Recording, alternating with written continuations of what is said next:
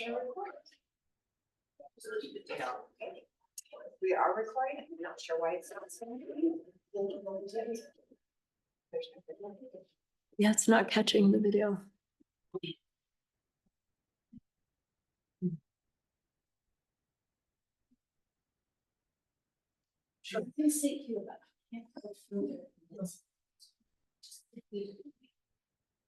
Getting there? Okay, great. Tell me when you're ready.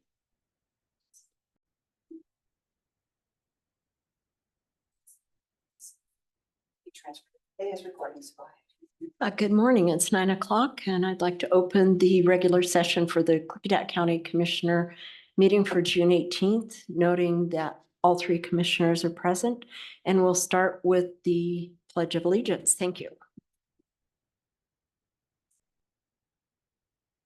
To the flag of the United States of America and to the republic for which it stands, one nation under God, indivisible, with liberty and justice for all. Thank you. So we'll entertain a business agenda, motion on the business agenda. And does anyone have? So did, I see on here the discussion for the workshop being moved to June 27th. Is there a final on that? Are we moving it to the? Yeah, it's for having a discussion. I would like to ensure that Scott, our planning director, is in the room for that discussion, and he's out ill. And I think he'll be gone for quite a few days. And then I anticipate he'd be able to make that, no problem. So Okay. wait a minute, what, The workshop for the 20th, Okay. the planning discussion. okay, I would like Scott to be in the room for that. okay. So you're thinking the afternoon of the 20th I was thinking if we could move it to the 27th. or the afternoon? Oh, just move the workshop? Yeah, move the workshop to the 27th. Let me see what I've got. I have no problem moving it. It's Okay. the only thing on the agenda. I would recommend moving it to a Tuesday afternoon when there's also nothing on our agenda. Yeah, we can do that. And no sense having a special day to have a 1-hour conversation when we can do it in the afternoon. And you have the tour on the 27th, don't you? And I talked to them, I was going to talk to you about that with it being the Timber Caucus information. There was something else that came up that I need to participate in. So I've talked to them via phone and told them that I would like to not participate in the tour. I'm gonna Okay, stay because connected. that's not the Timber Caucus. That's the Right, it was the Columbia Camp. River. Yeah. It Okay. just, something else with more of a priority came up for me. So should Quick. we just cancel the workshop and we can have that meeting on the 25th if Scott's been back in the afternoon? And that's next Tuesday. Yeah. That works for me. You? Fine with me. Okay, great. We'll get it on the agenda then. Thank you.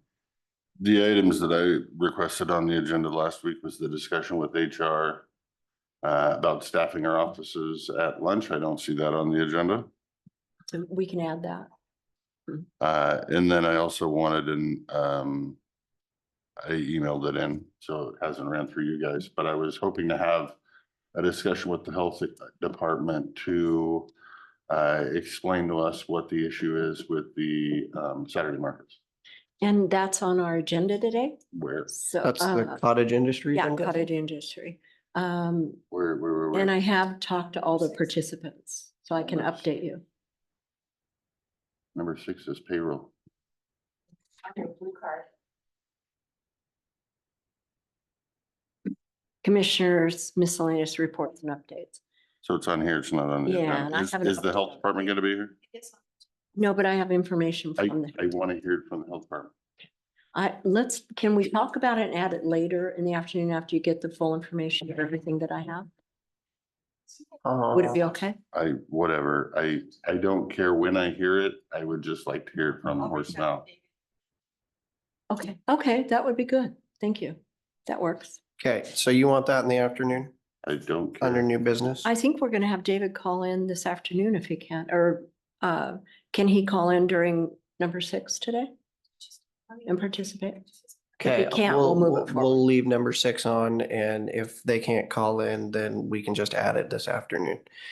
And then the HR staffing discussion, we can just do that during the department update from HR, don't you think? That's fine with me. Okay.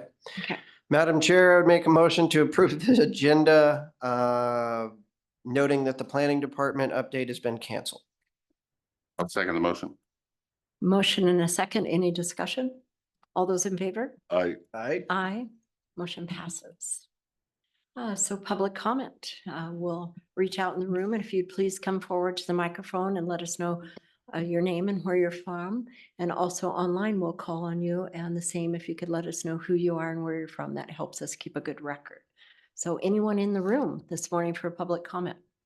do you have any more pens over there? Mine all got snagged during planning or something. See none. Anybody online this morning? Not very good one. We're doing public comment, and if someone's on Zoom and they'd like to speak. Okay, 0088. Let us know who you are. Yeah, this is Delmer Eldred, Goldendale. And, last week you made a comment about working behind the curtain on the I taxes can't hear you either. You messed up. that we're going We to, can see that you're talking, impl- but we can't hear you. That might be our system. Yeah. you can't Yeah, hear me? Roger Gadway's talking too, and we can't hear, so it's. Uh-oh. it's Hello? Our, it's definitely on our side, the speakers. Hey, you can see their mic fluctuating. Yeah. When the mic's fluctuating, there's actually talking on that end. So Jen can hear. Yeah. it, but we can't. Right, so. But it's Can we you can't hear me? it on our speakers. side. See, the planning commission messed this up, messed that up, You- helped themselves. Okay, So Hang we in there, just- everybody. Yep, a little bit of patience.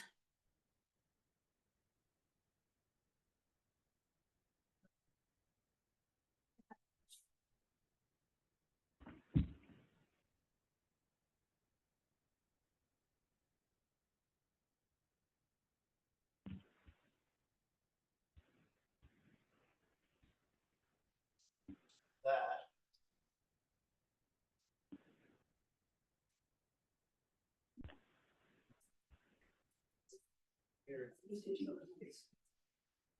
Can, somebody speak? Hello? There you are. Hey, Good. You okay. got me? Got you. Thank you. Go ahead. Okay, yeah, this is Delmer Eldred, Goldendale. And you made a comment last week about working behind the curtain on looking at the taxes that you're going to try and impose on, or how the taxes are going to work on the wind and solar. And that's very suspicious. I mean, if you're going to, I think you better have a tax workshop where we can all see what's going on and how you're negotiating these taxes, because that is very interesting that the public should be able to take a good look at that. And then another thing is that if you're going to pick a director for the jail, it should be posted on your site, also in the paper, the qualifications, the benefits, and then everything that pertains to that position should be available to the public, and also the people that have applied. And then I think when the interview for the job is complete or it being done, that should also be done in the commissioner's room with public available to listen to it. So that's my comment. Thank you very much. And this is Delmer, correct? Yes. Thank you. Okay, thank you. So in the room, would anybody like to come forward this morning? No? Okay, back online?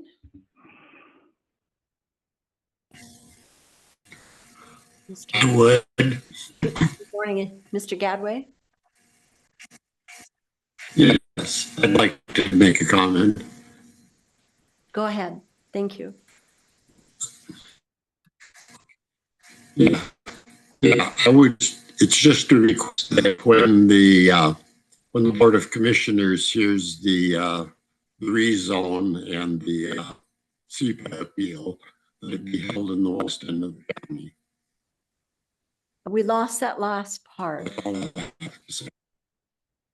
He's requesting the That it rezone. be held in the west end of the county. Okay, He's making a request. yeah. Did you understand it? Yes. He's making a request that the rezone and the CPA appeal be held in the west side of the county. Oh, okay, I didn't hear that part. Okay, I think we have your request, Mr. Gadway. Mr. Christopher understood. Okay, very good. That's all I had to say. All right, thank you so Thank you. much. Okay, back in the room. Oh, everybody's quiet this morning. Got Anthony Rizzi. Mr. Rizzi, Good morning. I just wanted to say that, first of all, I didn't respond to Jacob Anderson because 2 days later, we had our monthly Dallasport Murdoch Community Council meeting. So I wanted to put it to them. Everybody in the room was pretty strongly, yeah, you haven't said anything that was negative yet about that we disagree with, except for one person. One person did speak up. So I decided to go ahead and change my moniker, which I have to change computers because the other computer is used to run the Zoom meetings for Dallasport Murdoch Community Council. So anyway, I'm on a different computer and I got my name in there, and I am also a taxpayer and voter from Dallasport, Washington. The DMCC does need to do something about this problem. Actually, the DOCC about this problem of wasteful spending of taxpayers' money. $753,000 to the KPUD when all that money that goes into that waste facility in Dallasport should have been claimed on KPUD's insurance company and should have come out of that and billed per their O&M contract. If you read their contract, it says that they're supposed to turn that over to their insurance company. So that just cost us $753,000. And then when the jail closure issue costing taxpayers and millions of dollars a year beyond what we were paying for when the sheriff was running the jail. So you're not doing any kind of cost savings there either. So, if you just leave the jail the way it is with the sheriff running it, we would save millions of dollars. You got an HR person out there trying to find a director. You're setting up a whole brand new branch of government, the Department of Corrections. All of this is just wasteful taxpayer money. And being a taxpayer, I don't like paying any more money than I have to. But this is getting ridiculous. Thank you very much. thank you, Mr. Rizzi. Back in the room. Anyone today? And back online. Good morning, Miss Gilbert. How are you? Good, thank you. Last week, the individual from Dallasport Murdoch Community Council used a gender stereotyping, sexist and biased allegedly comment. Women are told to watch their tone. Women's tones are evaluated differently. Displaying emotion is evaluated differently than from men. I mean, Sheriff Songer displays emotion when he is angry about leadership telling him to be a leader. So you have that. And he plays into a trope of women being too emotional.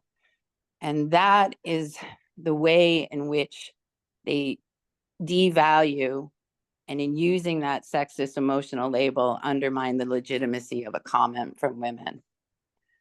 Using gender stereotypes of emotion is to create a barrier of people's ability of legitimately expressing themselves. And the ridiculous comment from him about recalling the chairwoman is a person that is stuck in emotion right now. If he wants to carry water for the sheriff Songer, that's his business. But if you have my name coming out of your mouth in what I feel is a sexist and biased way, allegedly, then my clapback will be incredibly strong, because there's enough sexist bias, gender stereotyping, and misogyny in this county, and it should be buried long ago. Whatever happens with the jail, the buck stops here with the sheriff and the people he hired to run the jail. And the money that you talk about in taxes is the money that's going out in 2 major lawsuits. And that potential of that amount of dollars is huge. And it will devastate and create problems in this county, because when you're paying that out for incompetence, then you're not paying for services that are needed. Thank you for your time. Thank you. Back in the room. One today. Back online. Hello, can I comment? Good. What's your name? I'm Beatrice LaCaff. I live in Snowden. I have 2 points I'd like to share with the board. One is, I want to thank you for responding to just a sec. Roger, can you turn yours off? Sorry. I want to thank you to responding to a lot of public pressure from your constituents to do something about the jail. And I think the board has showed real leadership. It's been, I know, a horrible mud fight and for everybody, but I think it's excellent that you're changing leadership of the jail, and I support you in every way for doing that. I think it really shows leadership in a difficult situation for all of you, and it needed to be done, and it's kind of messy, but it's happening, and I commend you for that. And the other thing is, I know you've received a couple of letters from citizens of the county about the threat that CenturyLink is posing to many of your rural residents, our rural residents, and that is they're petitioning the Washington Utilities and Transportation Committee to be further deregulated so that they can at will drop their rural clients and or raise our rates. We're afraid they're going to drop us. We're utterly dependent on them for emergency services, medical services, schooling, connecting with friends, work, everything, that the essential internet connection, phone. It's like many of us get our internet through our phone landline, and that's our only connection. And we desperately need it. And CenturyLink is petitioning to the commission that they're competitive, that we have lots of options. We don't, or we wouldn't stay with CenturyLink, because for various many reasons. And there's commentary still being taken by the Utilities and Transportation Committee until July 19th. And I really request that the board chime in to defend your rural constituents, and I heard a hearing of theirs where a local political representative spoke up, and the commission listens, and they really respected that an official spoke up for their constituents. And I really implore you to look into it. For more information on how to comment, you can go to the Utilities and Transportation Commission website or to the Snowden website. Thank you. Sorry to go over, but No, please, I hope you'll hear that request. Yeah, thank you for that link. That was important to get that in. Back in the room. And this morning, so back online. Do we have anybody else online this morning? Seeing anyone? Quiet summer morning. Last chance. Lisa Evans. Good morning, Lisa Evans. Good morning, County Commissioners. Lisa Evans. I live in White Salmon. I just wanted to, state we are a community. We listen to one another. Dave West's comments last week I thought were really spot on. I can't add any more depth, wisdom, or eloquence to what he said last week. And for those of us who know Dave, he does not speak in public without facts or careful consideration. After his comments and hearing comments from a lot of other people, I do have one lingering question, and that is, why now? Sheriff Songer has been in law enforcement for 40 years. He's been our elected sheriff for over 10 years, elected. Just like you guys, he has been elected and answers to the people. So I guess I just kind of scratch my head and I think, well, if he were so incompetent, would we have not seen big problems in our jail years ago? With all of his experience, I just find it really curious that all of a sudden he is not capable of leading and doing his job, even though he has decades showing us that he does. Commissioner Anderson, I know you had a couple of pages of questions for the jail, and I think that's great. I love that. I commend that. I hope that all the commissioners have questions for all of our departments, because it's a collaborative effort. You guys are taking a look at the budget. You're writing the checks. So should you not check in? You'd never buy a car or a home without checking it out first, right? So I would just ask that you would collaborate at least annually with all the departments, the assessor, the auditor, the clerk, the jail, and sit down with them and say, well, what are we doing right? And let's keep doing that. But what needs to be improved? How do we fix it? And, you guys, you solve problems all the time. For example, the auditor's office, it was vital that they have a protected and isolated space for counting our votes. And within the past year, that has happened. That's important.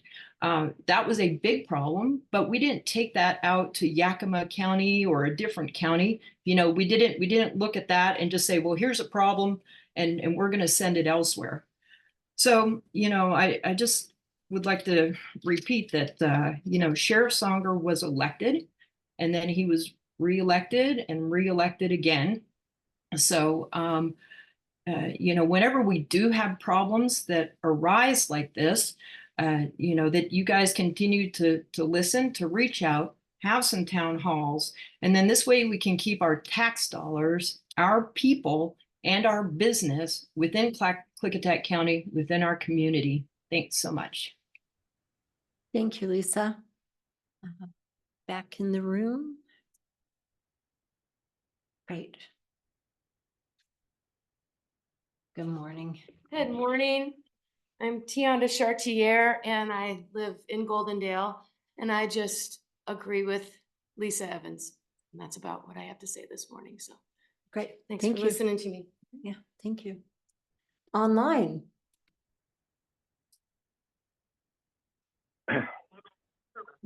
Good morning. Greg Wagner with Seats. Good morning, Greg. I'd like to say House Bill 1756, the personal property tax exemption for the renewables, is going to be bad for our county. I'd like to know what you county commissioners are doing to try to prevent this House bill from becoming law so that our county won't suffer more tax loss. I'd like to know if next Thursday workshop is still scheduled. I'm not sure from listening to your conversation at the beginning what went on. I have no idea.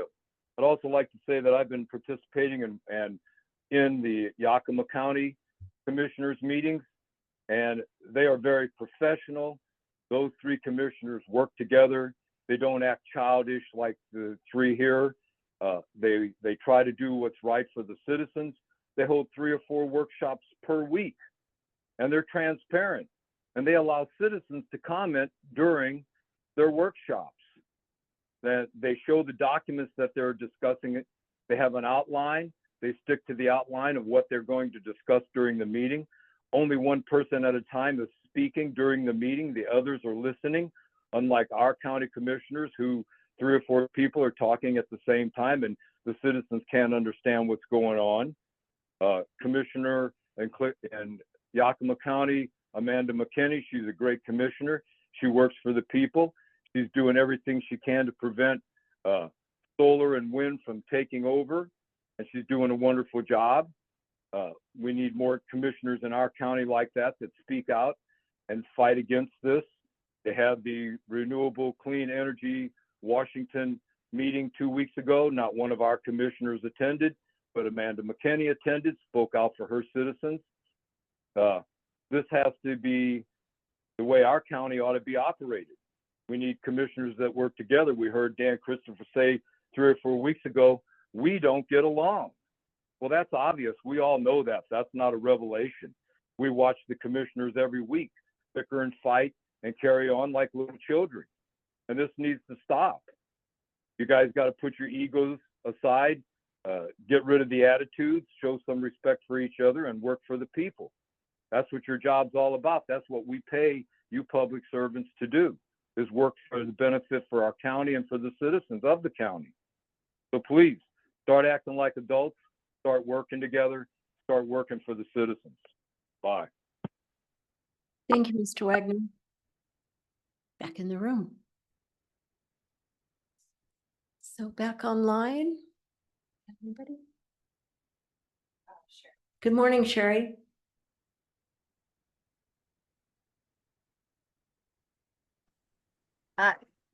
Good morning, Klickitat County Commissioners. You know, I keep hearing how the people are asking to be involved and to have our voices heard on subjects.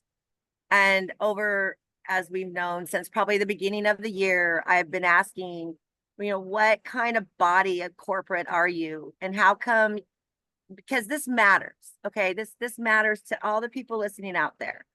If your corporation is not taking in our voices, what do we do to change this? Because we were supposed to be guaranteed a republic form of government, and it was supposed to be for the people. And all the choices I hear and all the discussions I've seen over the last 4 years of watching you guys, or watching the county at a local level, you haven't listened to the people. And Greg has given such great information about, you know, especially the decommissioning, about the taxes on these renewables. And I also listened to a Yakima County workshop video, and Amanda McKinney is doing an awesome job. She has seen through this whole renewable energy scam. And as I kind of noticed and took a wider view at, is Yakima was offered a grant to put on these solar panels on roofs. And so Amanda's like, well, why can't we get grants for something we need, like the public sewer, or, you know, things for our infrastructure?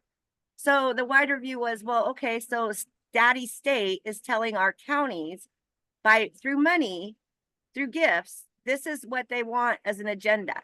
And we've seen this happen. Department of Commerce came in, these two guys, hey, we got money for you for renewables. So is our counties being bribed to run a certain agenda that might not be healthy for the county, for the taxpayers, for the people? In the end, are we going to be stuck with these millions of panels of toxic solar panels? You know, like, we need to wisen up. Why is government giving money to certain things? It's an agenda, you know, and we need to be smarter than that. And if the people could come together and make sure that these people sitting at these positions up here are doing what they're supposed to be doing for the best interest of the people, and not just taking our tax money and running their own agendas and hoping Daddy State gives them grants for what they want to do. And we need to start doing what is good for the people, good for the future of the county, and start being smart and listen to Amanda Kinney. I mean, like, if I've ever seen a politician actually work for the betterment of a county, she is an example. And I hope that you guys can take some lessons. Don't be bought out by bribe money from the government. Do what's best for the county. Thank you. Thank you, Sherry. Back in the room. Anyone else online?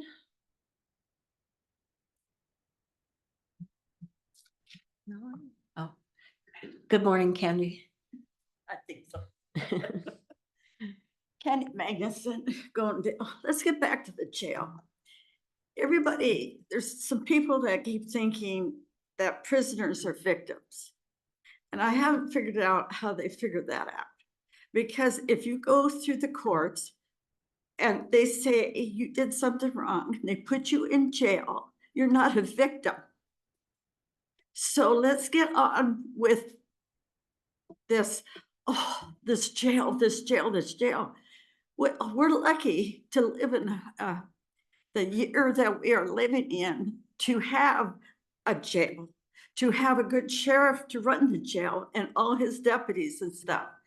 Bob has never called me any bad names. He gives me a hug. Maybe that's a bribe, I don't know. But we need a jail here, and I'm confused of why we're trying to get rid of the jail. And I haven't heard any total monies, how much it costs to run this jail for a year. Compared, I want to know how much money it's going to cost us to keep part of the jail open, send people over there to wherever you want to go. And that's important. We need to know how much money, our tax money, that we're going to be paying. Thank you. Thank you. So anyone else online this morning? No? Looks like we've came to him. Sheriff Songer. You know me, I don't give up an opportunity. You waited till the last second I there. want to give everybody else a chance to say something. Well, good morning. Jail is a big issue. We all know that. And there's a lot of concerned people in regards to that. But you're probably aware of it, but if not, let me be the first to tell you. And I haven't had a chance to read the law yet on it, but I understand the courts have handed down a decision that all inmates will make personal appearances in court. Now, if you talk about Norcor, which I think should be off the board completely anyway, I think there should be two decisions, because if you go with Norcor, with this recent court decision, you're talking a lot of manpower to transport prisoners back and forth from court on a daily basis. So that's going to create, even under the current situation, we will now be transporting prisoners to West District Court, where before we do a lot of it on Zoom. Well, apparently that's out of the question. So inmates that have court in the West District Court under Judge Baker, now those inmates will have to be taken over there for court appearance. That's my understanding. I thought it was only Superior, so I'll have to look into it. You may be correct on that, Commissioner, but in any regard, it puts another layer of responsibility on all of us. So the other thing I would say, I would recommend three choices. Now, personally, I'd like to run it out to a special election. It's a major issue. We all work, all of us elected officials work for the citizens. They're our bosses. And let them decide however it falls down. And I think the two choices that ought to be on that ballot would be leave it under the sheriff, make modifications, whatever has to be made. And I got no problem with a consultant coming in and looking at it and making suggestions. I think that's a good deal. Or leave it under the Board of County Commissioners with a director. That's the two choices I think make any sense at all. Thank you. Thank you. Sure. Back online one more time.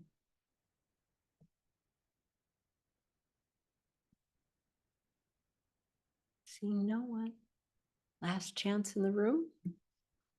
Mr. Smith. Have speed. I know. And now this changes the whole game plan here.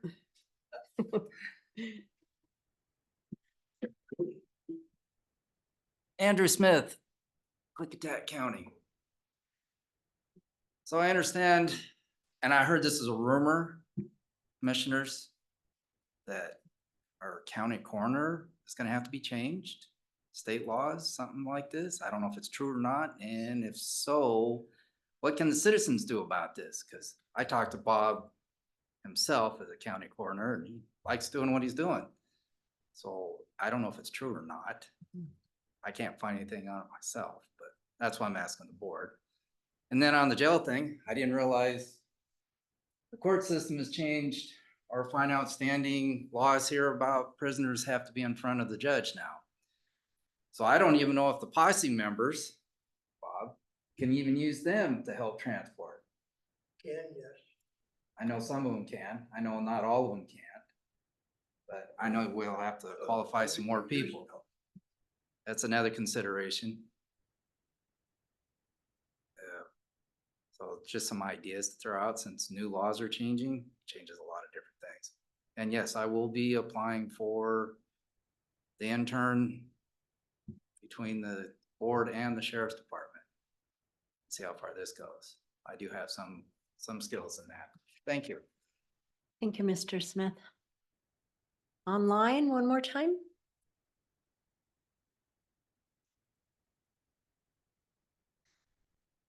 And I think we've exhausted the room this time. We'll see. No one. Okay, we'll close public testimony and move to commissioners. Who's first this week? Jake is, but I'll go because he usually takes more time than me and I'm quick. Go ahead. The only real question in there was the last question. Yes, the state has mandated in the past, if you're under a certain population, you don't need to have an elected or actual coroner. The prosecutor by law is your coroner, which is the case now. The prosecutor is our coroner and he sublets out to essentially a funeral home that does the coroner services, costs us around $40,000 a year. Done. They've changed that law and now there's no population threshold. So now you have to have a coroner. So now whether we appoint a coroner and it's a department of the coroner or you elect a coroner is the question this board has, along with developing an org chart of how many people are going to work in that office. Sorry, I hit my mic. As of the recent update by the auditor said she cannot put a coroner on the ballot this year because there's no position until next year. So technically we have to have a coroner on January 1st, but she can't put it on the ballot this year. So if we don't like it, go to the judge. You'll have to go back and watch the videos. So this board is kind of at the point where we're going to need to appoint somebody, have a coroner for January 1st, and then it's my push that it goes on a ballot next year for an elected coroner. But whether this county goes that direction or a different direction, whether we just hire a coroner, whether we hire a coroner, deputy coroner, secretary, financial person, whether it's one person or 4 people hired, that's a question that will be raised here. There has been talk by some on this board of joining with Skamania County and having one coroner do both. Sounds great. Talk to finance. They did a budget analysis and it will cost more money to do that. So if you're into like the caller here of saving money, we don't do that. But all those conversations will have to take place in this office really rather quickly to get something set up and something moving in the right direction to be ready on January 1st. Now, what that costs us more than the 40 grand that we currently pay could be 400 grand. I don't know, add a zero. Where do you get that money? I don't know. Anyway, that was the only question. That should bring you somewhat up to speed. If you have more questions, ask them. Everything else I'll get to in 3 pieces. Calls for open and transparency. I 100% agree. Everything I do, I want to do in this room. Every conversation we have, I want in this room. I want the mics on. I want the recording on. I want to be updated from staff, so they're telling all 3 of us at the exact same time, so there's not some hearsay somebody implied, the children's game of telephone we all played. And put every conversation, including coroner and everybody else, right here. So all these decisions on who's hired, who's not hired, they're all right here. The public can pay attention if the public so chooses to pay attention, which most of them don't. The comments about getting the county's wasting money. I will continue every day I'm in here to get the county to stop wasting money and to quit subsidizing the wealthy. Every vote I make will be that way until I'm no longer sitting here. And then when I'm not sitting here, you can try to see if the next person will do the same. And then the contentiousness of the board. And that is exactly why I have pushed in the past and got shot down and will continue to push for board rules by this board. Board rules that this board would have to follow that would end the contentiousness, the name calling, the bickering, the petty innuendos, a standard policy and procedure where if someone violated that, they would be publicly called out in this board in front of a camera. And so everybody would be held responsible for their actions. I could not get that passed. I will continue to push. And if I'm still sitting here on January 1st, I will push forward on the new board because things like, my opinion, and this is only my opinion, our board has turned into more of a Jerry Springer show. And we don't have, what's his name, Steve Wilcox or Wilco or whatever coming in being the bouncer.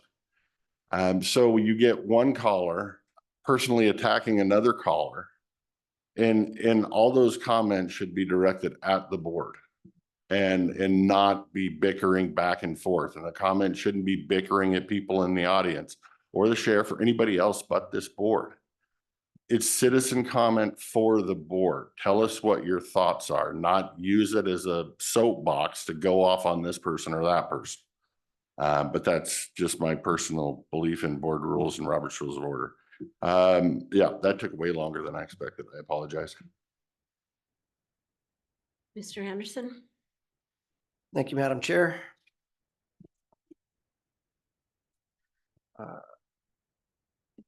Mr. Eldred, working on the taxes on the wind and solar, the Board of County Commissioners has no jurisdiction over the taxes on wind and solar. Almost all tax law and tax rules are done by your state legislature. What the Board of County Commissioners can do is work through either our own lobbyist or the Washington State Association of Counties to try to get laws changed. And that's what we have been doing. So if you'd like those meetings posted that WASAC has, you can contact WASAC, ask about that. And with regards to the legislature, most of the legislative hearings are all posted. So you can go and listen there. But we aren't gods. We don't get to just change rules and state law and state policy, which a lot of these comments that I heard today are about. They're things that we as the Board of County Commissioners, as a subdivision of state government, Sherry, we're required to follow what the state lays down as the law. We don't have choices.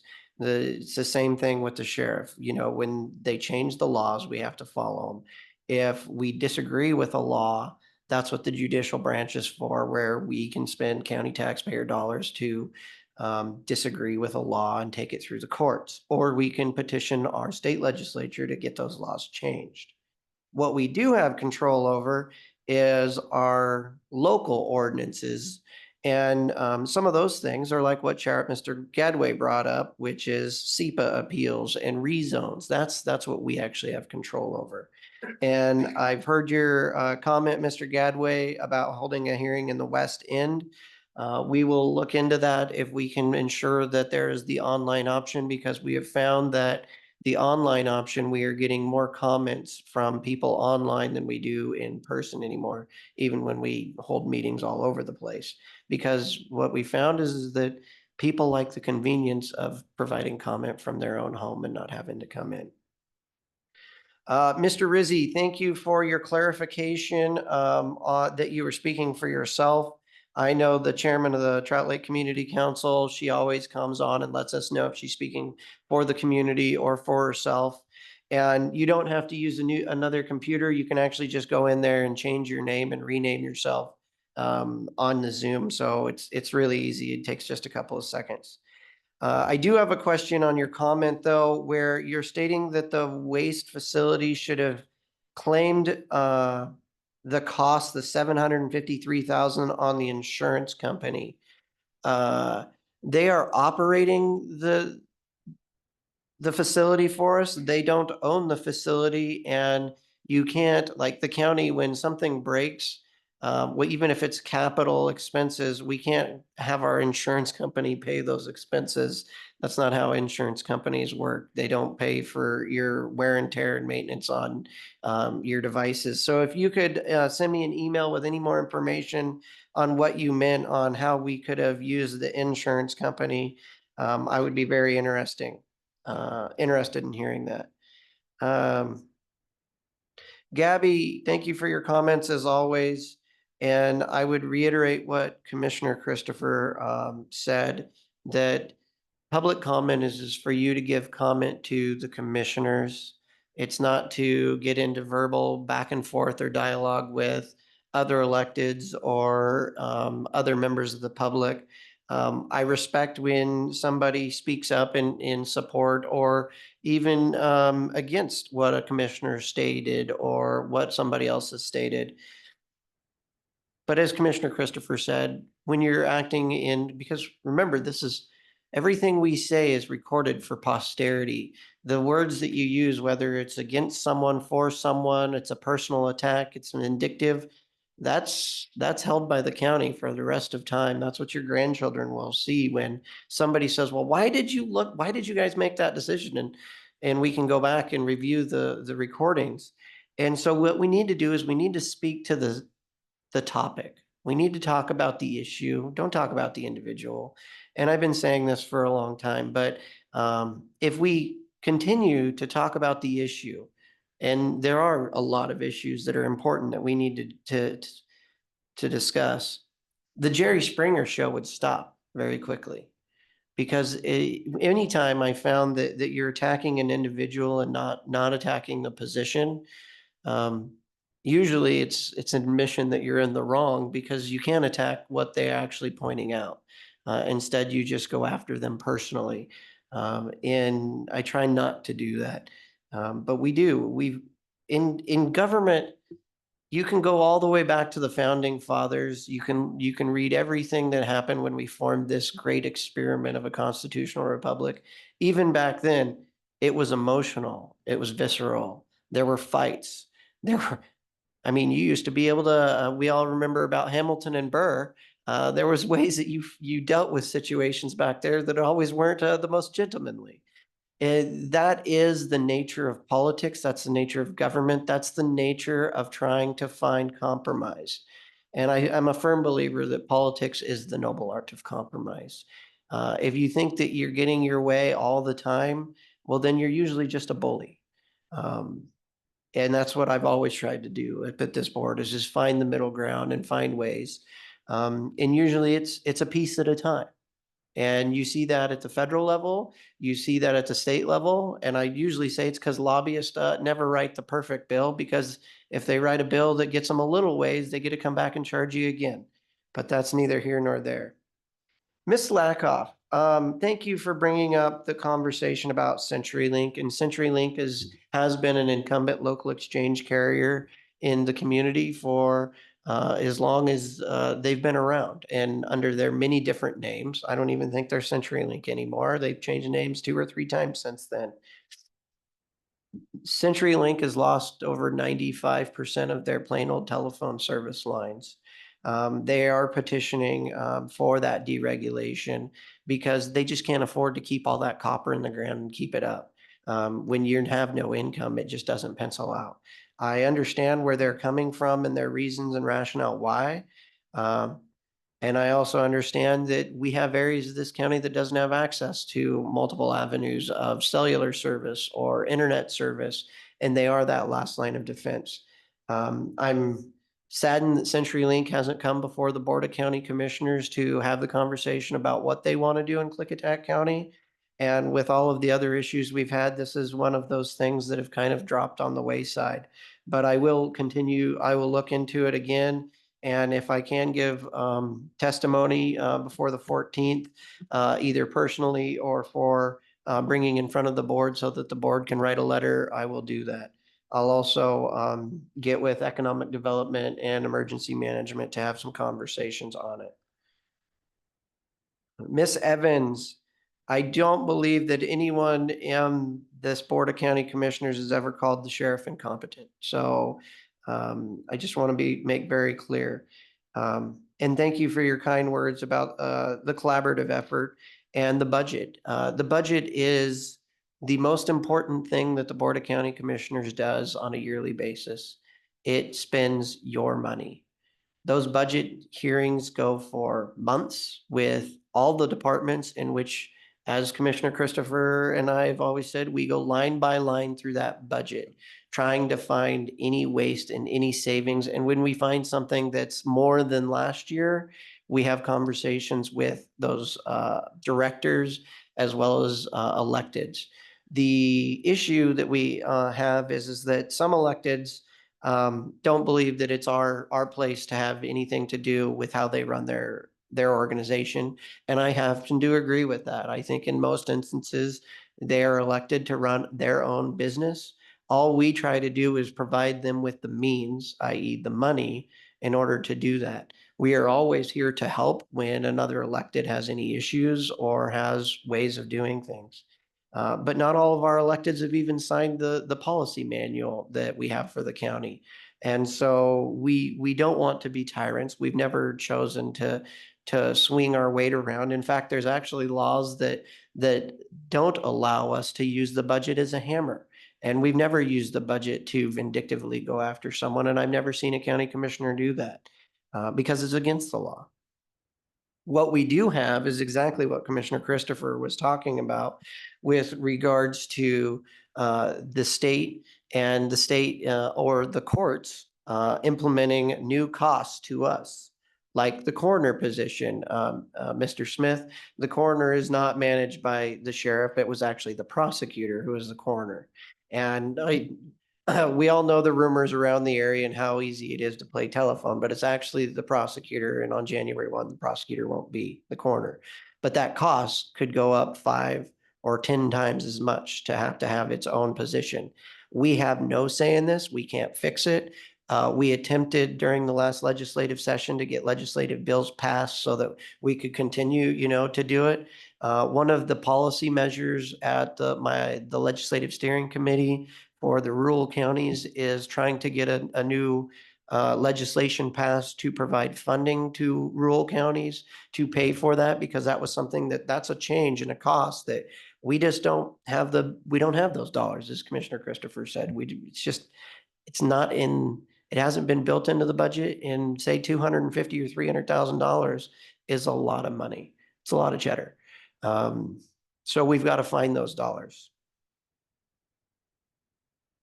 Mr. Wagner, one thing about House Bill 1756 that was passed, all that does is that changes the state's portion of the property tax. So that's the dollars that go to the state's apportionment. That does not change the actual count, the dollars that go to the county's apportionment. So it would actually be an increase to the county general fund.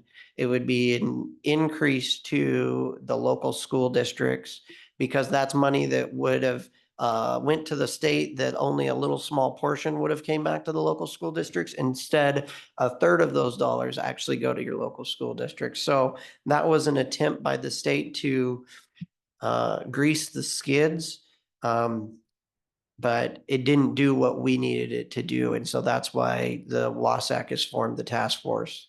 And we're trying to get our meeting scheduled right now for that task force. Sherry, the renewable energy scam and requirements, you are right. Daddy government, or I can't remember the term you used. As I said, we have to do what the state tells us because we're a subsidiary of the state government. In fact, this building, when it was built, we have solar panels on the top of this building. Why? Because it was required, because the new energy efficiency standards that are put through at the state, those are not local decisions. Those dollars, those decisions cost us and our taxpayers money when we have to meet these new energy efficiency standards. We have to adopt those energy efficiency standards and those changes of the state building code, which we just did a month or so ago.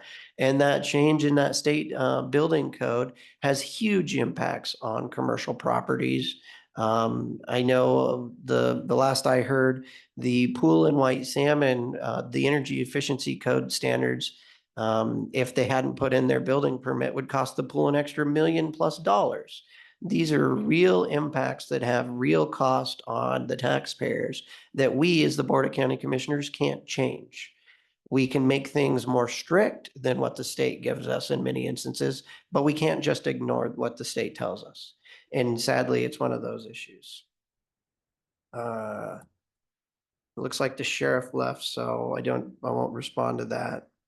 And oh, with regards to the court though, I did see that news article go by on the Supreme Court decision. One thing I found on there is that the prisoners cannot be required to testify or attend appearance virtually.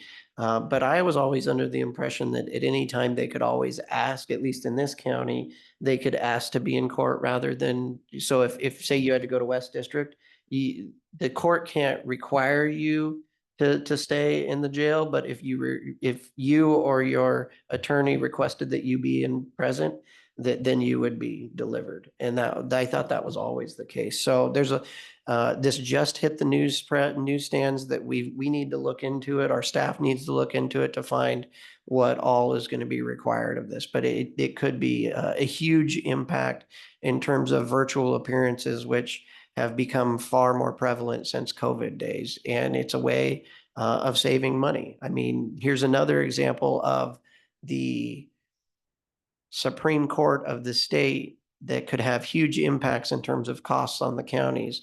That another example of that is the caseload standards. If the Supreme Court authorizes those caseload standards, what we spend on public defense could triple. And it's something that WASAC, the Washington State Association of Counties, is dealing with. And so I can tell you what it feels like from my perspective up here. It feels like everyone at the state level and the courts are telling you to do a whole bunch of more activities and costs, and they're not giving you any money. It goes all the way back to all the unfunded mandate conversations from the 90s and 2000s.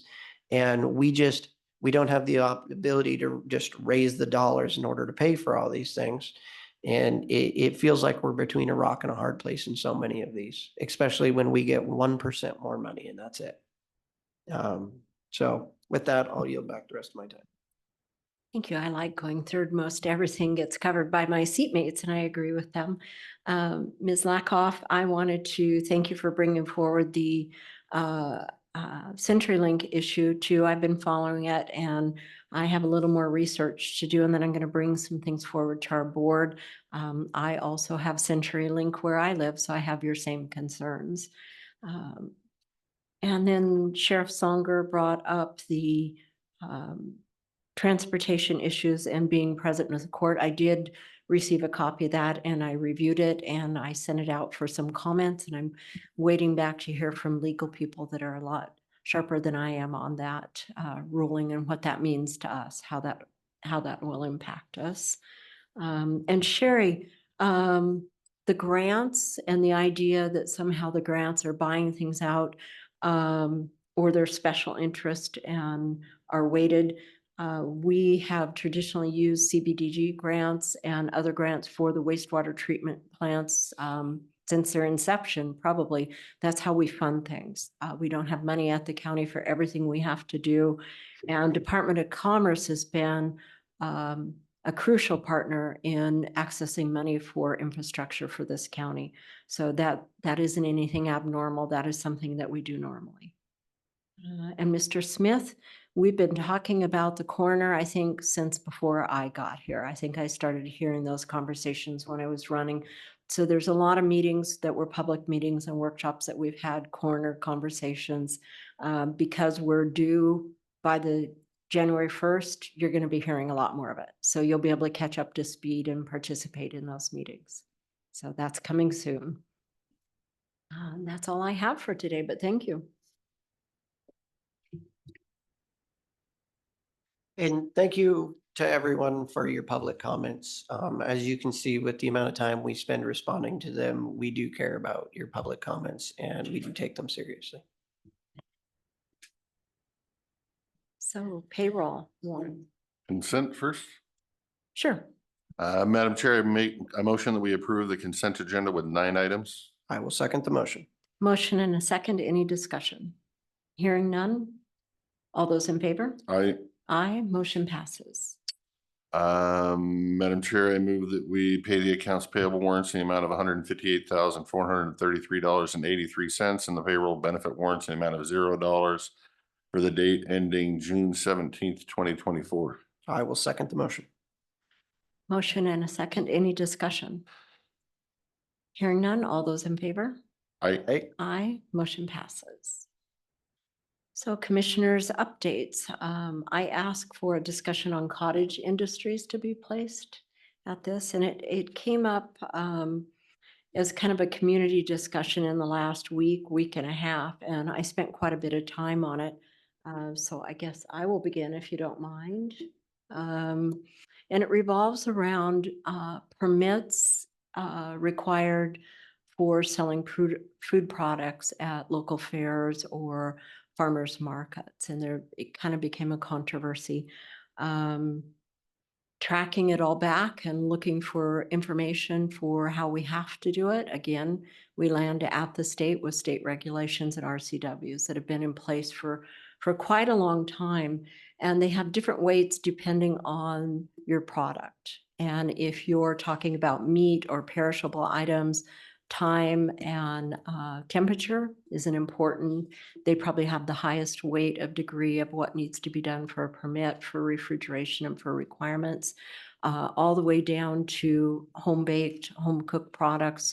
So I worked with the state. I also worked with our local health officials through David Kavanaugh, who gave me a lot of information. And I said, this is tough stuff to understand. There's a lot of moving parts, a lot of different products. Could you break it down for me? So he was kind enough to send me a list that broke it down to which products really have to have a lot of regulation and are careful, because you can get listeria or botulism or things that the county could be liable for, because under those RCWs, we have to regulate and we have to make sure we have safe food products.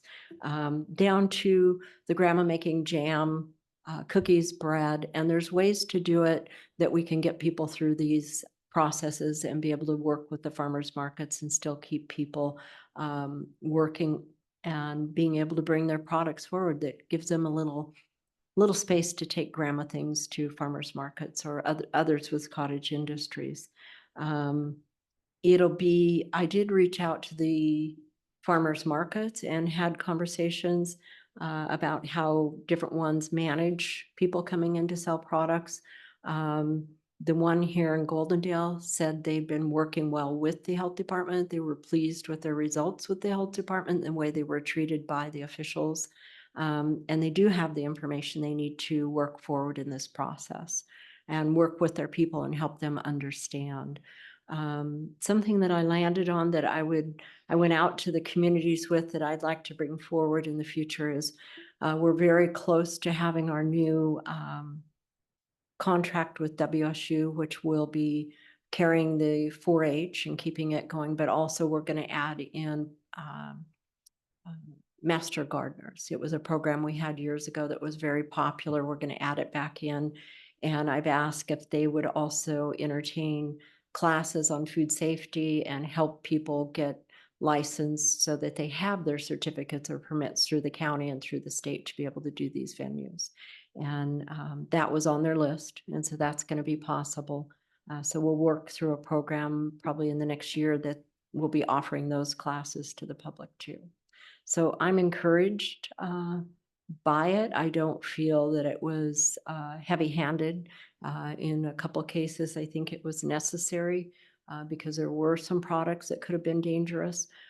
Otherwise, I think we're moving to a point where people can find a workable process so they can still participate. These are valuable things that we have at our county, and they're everywhere. Every community I go to has an art fair or a fair or a rodeo, and all those people wanting to do cottage industries have participated for years, and I want to see them be there. I enjoy going and meeting those people. Did you have more? Did was Mr. Kavanaugh able to get online this morning, or you weren't able to reach him? Actually, Erin can show up today at 3 o'clock. Okay, if we need her to. Yeah. Okay. She's gonna show up in person. So, Okay, good. I would imagine she's gonna be here anyway, since our meeting will probably be over long before then. recess. Sure. Yeah, as long as we're not taking up her time. If she's here, I would rather do it all inclusive than calling somebody in from their job and having them. We miss can always time. do it next week too. I mean, if we get done at 1:30 or 2 and she can't be here till 3. It's up to you guys. What you want Okay. to do. What would you guys have to do? Well, I guess I wanted to hear your update before I made a decision. It sounds like you've looked into the issue, and staff was not being overhanded, and that staff is doing what they're required to do by state law. So I guess what left, and I guess this would be a question for Commissioner Christopher, what left? Do we have any options to change local code or ordinance that would make it easier? I guess that'd be a question of you, but what else do we need to know about it? We do, and I forgot to add in the caveat that Mr. Kavanaugh made me aware that there is a Senate bill. I'm going to get the number so we can add it to Potts and Associates that will condense this down from the state and add it back to local control at our own health board, which is a great option. So they can design a program for these themselves, and But that's ongoing through yeah, legislature. that's 6 months out. Yes, it Yeah, is. but there's nothing there's no changes that we can make locally. Immediately? Yeah. No. Okay. I think our health department has to do what law says they have to do and stay within their parameters. I did not find that they were being heavy-handed. In fact, the person running the venue was comfortable reaching out to them and felt like they'd been helpful. And I believe going forward, we'll make it as easy as we can for those people that are serving products, breads, cookies, and let them know how they have to be wrapped and bring them. There's just a very few minimal things that they can do so that they can keep doing what they're doing at our venues. But some of the tougher ones, the cottage permit, the cottage industry permit does apply when it becomes a food safety health problem. And that is time and temperature, and that's meat products, milks, things that can go bad easy. Mr. Christopher, do you have questions or comments? I guess I would say the conversations that you had on your own are the conversations I want to have in here. There's 3 commissioners. I think all 3 need to be knowledgeable on the issues that affect the citizens in this county. I think that conversation should be here with the public listening. And so I hope going forward, that will be my push, because I have questions and I can either give them to you and then you can go relay them back through, and I don't like to play telephone. So it's like, I prefer they're sitting here so we can all 3 as equals, ask the question of staff and have staff research for us without playing the game of telephone. And if I could respond to that, it isn't a game of telephone. As a commissioner, I consider it my due diligence to do my homework. And when something comes across my desk, I work through it. And then like today, I put it on the agenda to bring it to the board. And if you're not comfortable and you haven't researched, but you feel like your research needs to be in the room, we can bring in staff to bring those same answers to you if you need it. Well, I don't appreciate the underhanded. I did do my research. I sent staff an email last week asking for it to be put on the agenda so we can all discuss it today. And it's on the I agenda. don't feel that each one of us having an hour and a half conversation with David Kavanaugh individually is a good use of his time when we can all do it at one time or an hour and a half.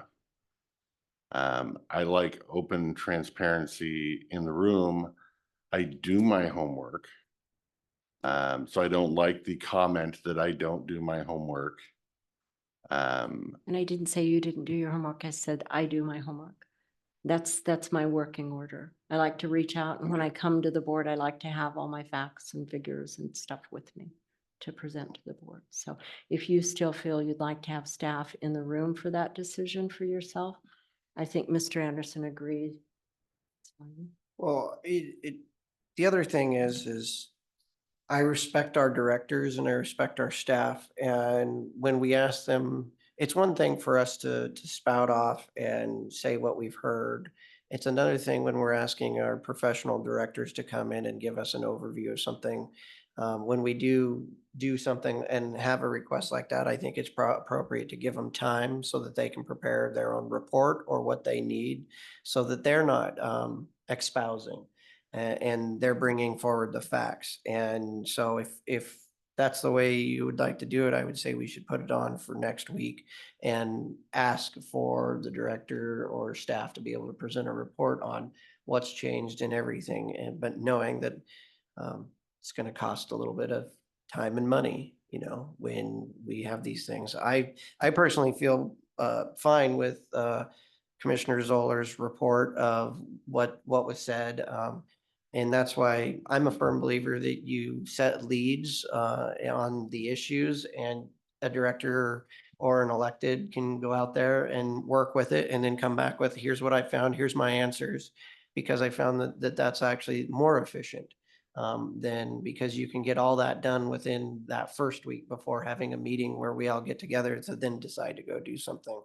And if there was actionable items, I would say absolutely, we should have a report with our alternatives analysis and things that we can do. But when it comes to health, the rules are the rules, and there's not a whole lot of room for leeway. And go spend some time on a ride along with our environmental health department, and you'll find out that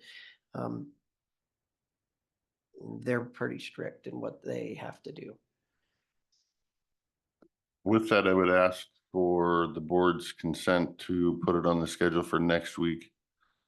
And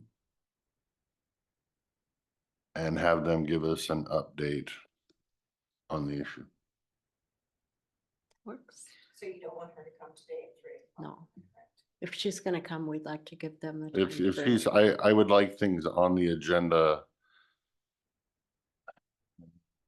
Anybody that wants to pay attention to what's going on in here is gonna have no idea that she's coming in at 3:00 because it's not written on anything. I would like it posted on the agenda so the public who's interested can actually watch.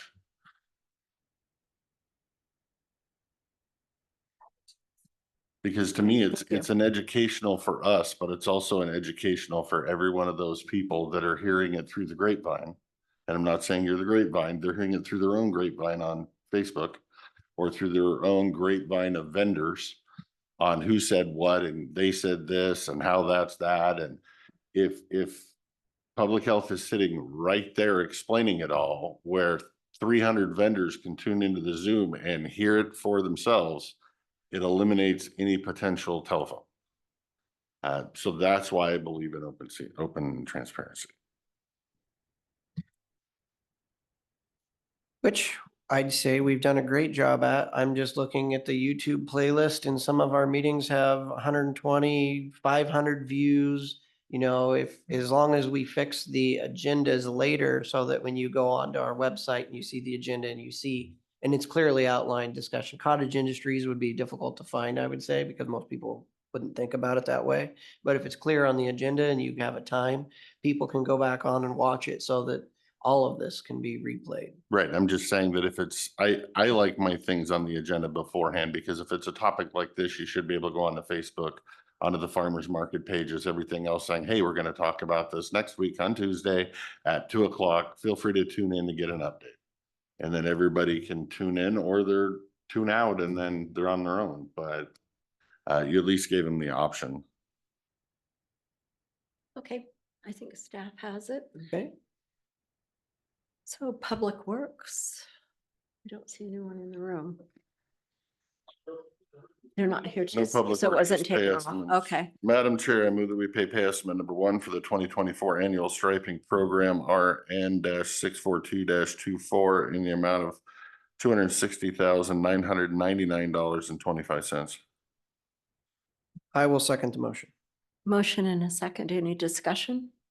All those in favor? Aye, motion passes. Thank you. Madam Chair, I move that we pay pay estimate number 1 for the Sundial Highway 8 CRP 359 in the amount of $502,170.85. I will second the motion. Motion and a second. Any discussion? Motion, or all those in favor? Aye. Aye, motion passes. Madam Chair, and the final one, I make a motion that we pay final pay estimate for the 2023 crushing for the Fisher Hill Quarry, WP 54, and the Badger Gulch Quarry, WP 53, and the Madsen Quarry 44 in the amount of $544,821.93. I will second the motion. Motion and a second. Any discussion? Other than I'm glad we don't have to crush rock every year for $500,000, but All those in favor? aye. Aye, motion passes. So department update, Mr. Van Cleve and staff.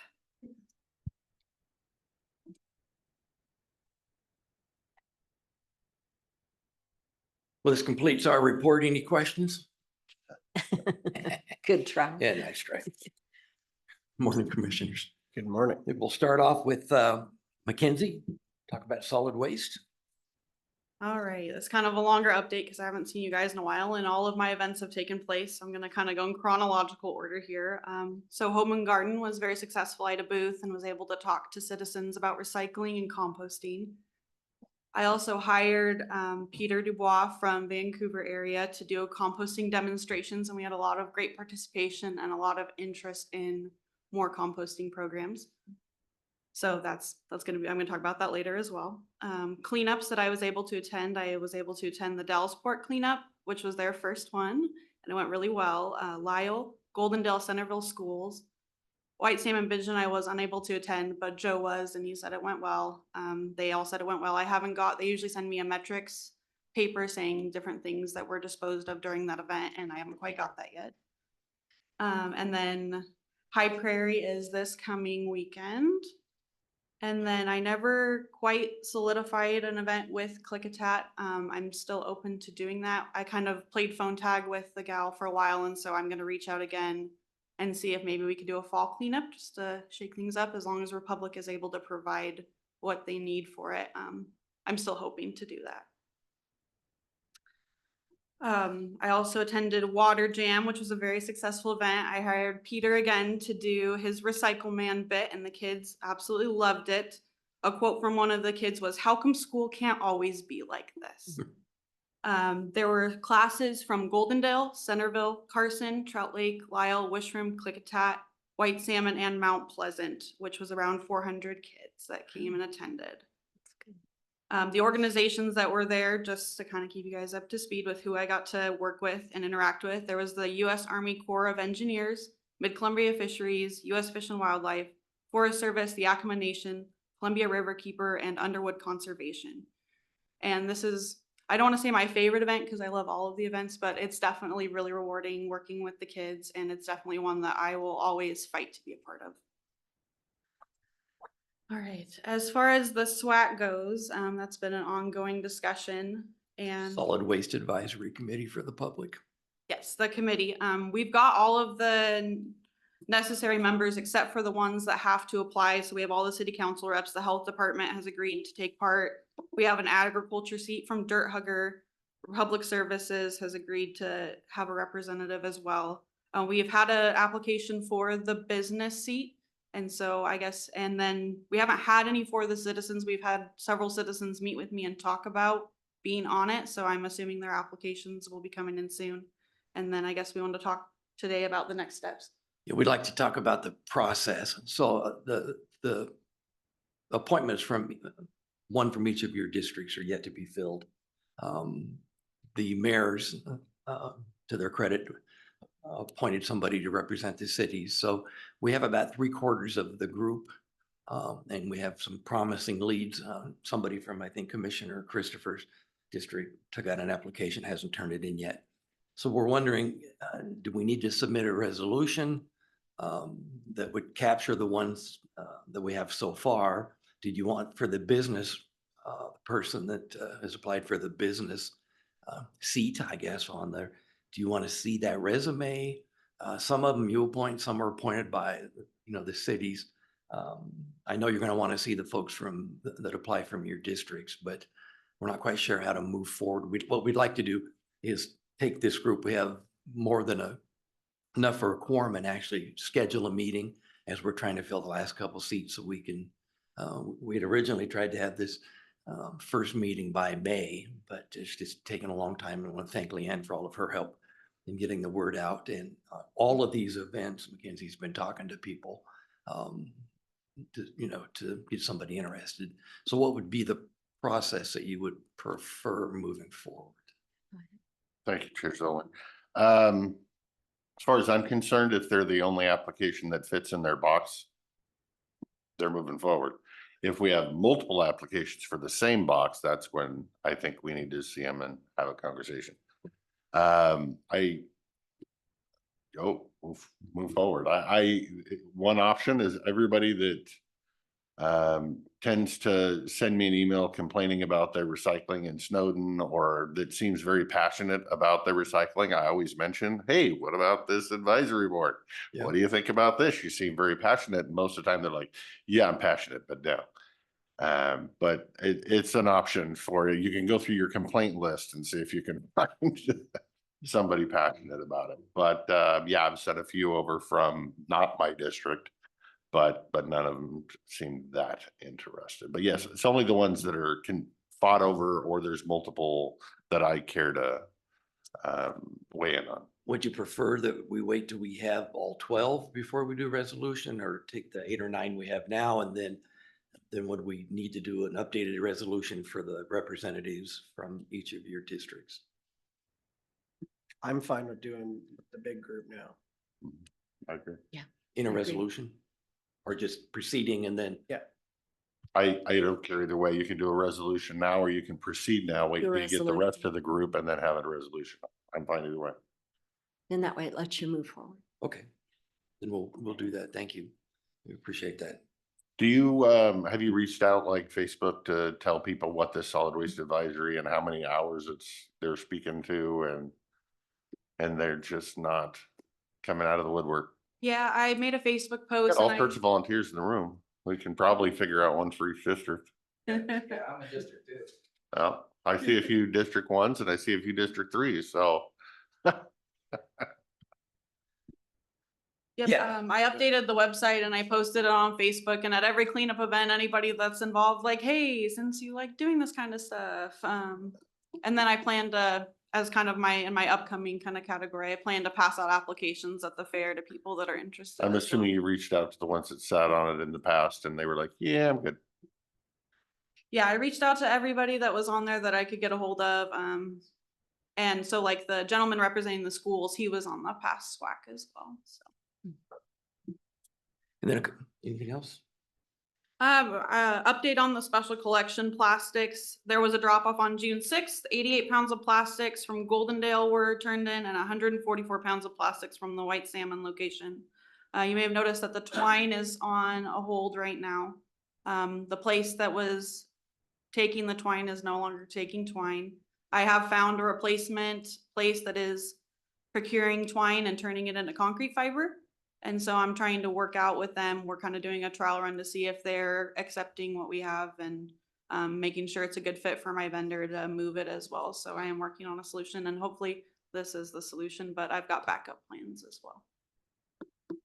And then just as far as upcoming goes, because there was such great participation at Home and Garden regarding composting and organics, I want to do more of that, have some composting classes maybe this fall. You guys talked about the WSU, the gardening. I get some money to help with community gardening and things, so I would love to kind of partner with them if that's possible. We could get that going. I'll be at the fair, of course. I'll have a booth there talking about recycling, passing out applications for the SWAC. Hopefully we can get somebody there. I applied for a scholarship for a composting class through the Washington Oregon Recycling Council. It's a 5-day experience in Puyallup, and I would technically, if I pass the test, would be certified to run a commercial composting operation. But I know we don't have one of those, but I just figured one of the big classes there is talking about rural communities and agricultural composting. So I figured that would be very applicable to the area, and I want to be that resource for people. Backing up, your booth at the fair, have you reached out to the high school? I know in the past they had high school kids running the booth, and the grant would pay a portion of their senior party or something like that. So I didn't know if you had reached out. Not yet. I'm waiting for my grant. I have to get approval ahead of time from the grant manager to allocate those funds. So Okay. I'm working with her to make sure that that's approved before I promise Yeah, no, anybody. and I appreciate that, but also I Yeah. like the fact that you're looking anyway, because those kids use that resource to, for their little senior all night party thing. So I'd like to keep that going if at all possible.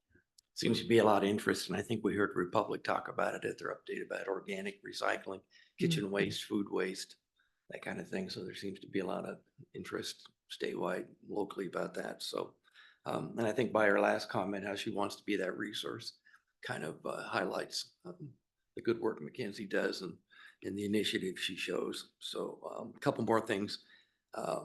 We do have a new vendor. Republic has identified a new vendor to clean out the transfer station, my term, the oil and those kind of things. And as you know, in the new revised contract, we pay for that as well as the transportation. So they have identified a company that's wholly owned by Republic, which is in line with the contract. And we're just working out the details of, do we need to contract with them and a vendor, all that kind of stuff. So that's been a while, but they finally identified somebody.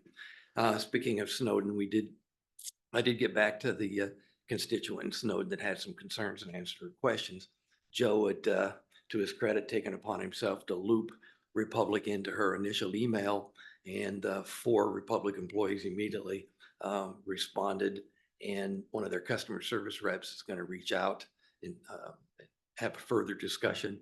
It's my understanding that they did have some staffing and equipment issues, but I think April or May they resolved those. But they told me they would reach out and personally, and I followed up with her and asked her to let me know if they do or don't.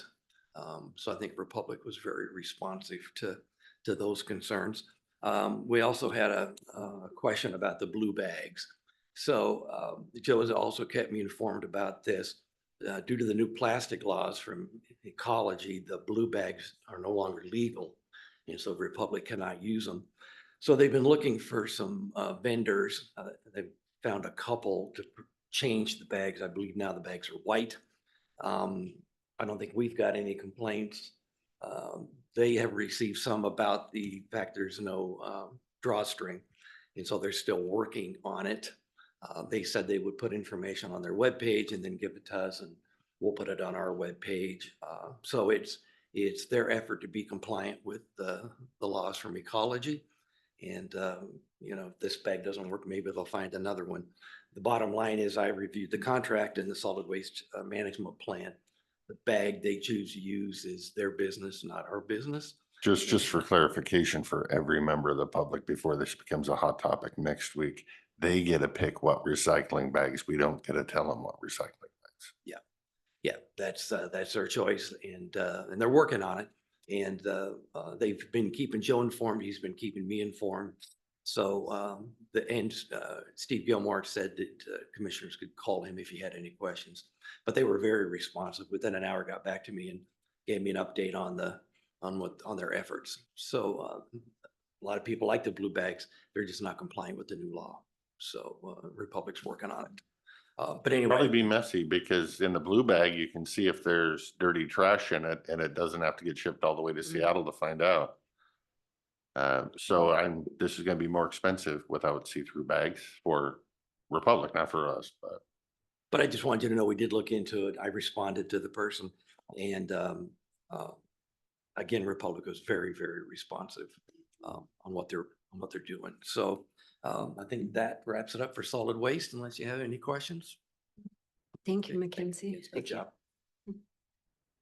Casey?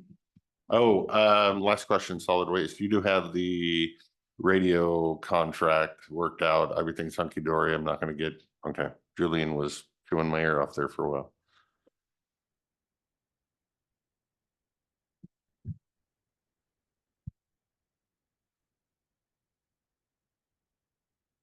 Good morning.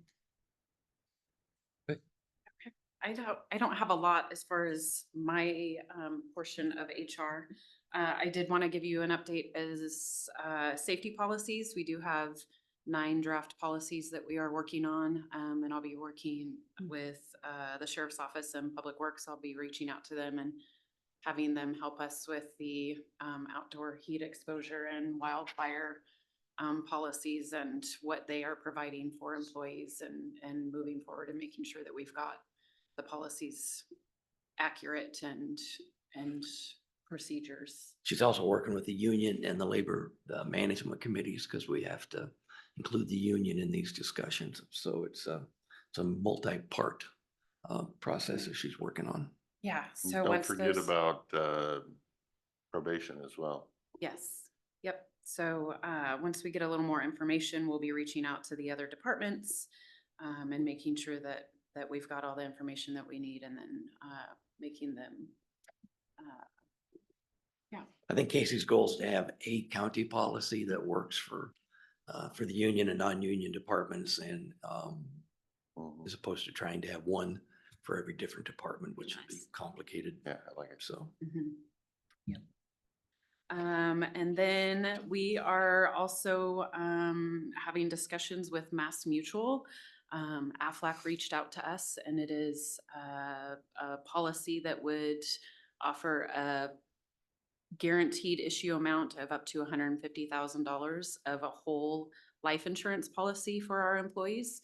And so it's just another option for life insurance that would be available. And so we are working on some of the I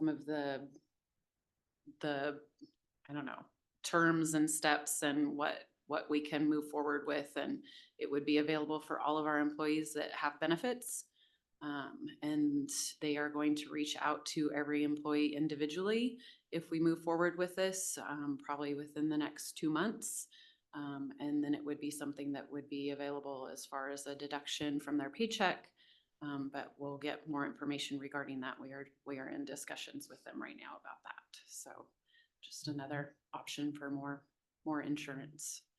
So that we think would benefit our employees. And right now we have term life insurance, and this would be a whole life insurance policy with a guaranteed issue amount. Okay.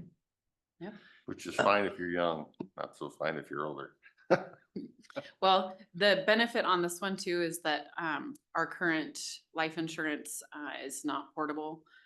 You get to continue retiree life insurance if you retire, but this is different. This is portable, and you get to continue the coverage. And so it's something I think that would be beneficial and that employees would be interested in. So. Okay. Coroner position, I heard some discussion earlier about that. You had asked me to draft coroner job description, which we would need if we were going to hire or initially hire that position. I've drafted that job description and have asked Casey to look at it. I looked at many different counties to create the job description. It's not my area of expertise. I asked the PA if he'd be willing to review it, and he said he would, and I appreciated that. So when I get the feedback from Casey and the prosecuting attorney, then I'll bring it forward for your guys' review and discussion. I just didn't want to bring you a rough draft, and if there's any other options. I mean, if we're going to hire a coroner, you know, we probably want to have a little more time. I would probably say 90 days out as opposed to waiting too long to do it. So it does give us a little time if there's other options you'd like to look at, or if this is the direction we're going, then we'll just keep going this direction. So I don't think we have a choice this year. This is the direction we have to go, is my opinion. The one I'm worried about is location. Where are we housing them? Have we, when are we as a board going to get to those discussions on what spaces or we have, which now we have more if we now run the jail. There's potential spaces there that can enter into the question, but we're going to need to have that conversation because they might need a facelift before the person gets in there. as well as administrative support, that discussion, to what extent that is, you know, equipment, supplies, probably definitely need to build a budget, a new department on this year's budget, so that we can start populating that. So there's a lot of details to do. Right, I'm just thinking if the room's gonna need an overhaul, it's gonna need to move into the carpenter's schedule. And the sooner we know whether there's a room that needs an overhaul, the probably easier it is to fit in that schedule. And I'm just not qualified to address how much room they might need and what they might need. But I know Jeff has had some discussions about it, but maybe it's a workshop fairly soon so we can wrap up some of these details, and especially when we'll be drafting the budget. Jim will talk about that shortly. So we're getting up close to the deadline to move. Yeah, I think it's something we should talk about in July's workshop anyway. I agree that we need to have more than just the discussion in July. We need to have the options in front of us in July. And I also agree with, you know, the hiring process prior to 90 days so that we can start them at the 90 days before the due, so they can work with the current coroner. And we need to have that designed into the supplemental budget. So if we can get that put for the next supplement. So there was a discussion, maybe it's long past, maybe it was early on, about combining with Skamania County. I don't know if that's still on the table. I don't know if that was ever an option, if it's we had discussions when we met with Skamania County, and it's something that still could be on the table, but it would likely be one of us would be, you know, have it, and then we would contract out, and then they would just pay for it. So it'd be a reimbursement thing. They had a lot of information. I think it'd be worth getting together with, was it Adam? I Yeah. believe, yeah. Adam Kick. I can reach out. okay. That way at that meeting, that workshop, you can have all the options and Right. discussion. Yeah, he So- was a wealth of information. He had a lot of positive things, which was nice, because this has not been. And it'd also be great to also include our current coroner in those conversations. Absolutely, yep. Okay. Absolutely. Okay. The lunch issue, I know that came up last week. I don't know if you still want to have a workshop. Casey and I reviewed the policy. We looked at L&I, we looked at the RCWs, and they all pretty much consistently say an employee and non-exempt employees can't work more than 5 hours without a meal break, which would mean employees could take lunch breaks at 1 o'clock if they work an 8 to 5 schedule. So I'm not sure if that's information you're looking for, if you still want to have a workshop, but that's the basic. So for those that aren't aware of why this question was asked, it's been brought to my attention anyway, that there are offices in our building that are not open or not staffed for lunch. So people take their lunch break, they come in here and they wait around for an hour before somebody's at the counter work that can take their paperwork. So I had asked HR to check into the legal issues of whether we can as commissioners, direct our departments to at least staff one person at lunchtime that can receive applications or water samples or whatever else. And before we had that conversation, I didn't know whether we could do it or not. And so the answer is yes, we could do it. The answer is this board open to discussions on doing it? And would that, obviously not this week, but would you want to reach out to all of our directors to ask whether they currently staff? To see how many departments don't currently staff, or is this something you just want to, which is fine with me, make a policy decision and tell them to staff? Mr. Anderson? I am not in favor of just making a policy decision to telling them to change their hours of operation and how they're staffing without having them the ability to come in and have a conversation. So I would be okay with adding it as a workshop, not this week, but next week or the week after, so that we can give our directors time to come up with something in writing of why they run their operation the way they run it. Noting that, our own office is locked from time to time. Well, and I fully understand in offices that have 2 employees. I'm also aware that most of our offices that have many employees, there is somebody there at lunch. And even if you're, asking for code compliance, he's not here, but somebody can hand you a form. And that's all I'm asking for, is somebody to be at the counter to hand you a form or take your form and say, I'll give this to the person at 1 o'clock and they will contact. So do you want to have each of our directors show up, or only those that don't currently staff at lunch?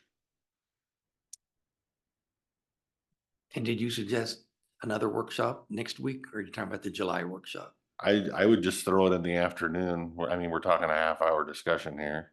Just throw it on the afternoon someday going forward, whether it's next week or the week after. I'd like to give them some lead time, Yeah, at give it least 2 weeks out, that's fine. Mhm. Yeah.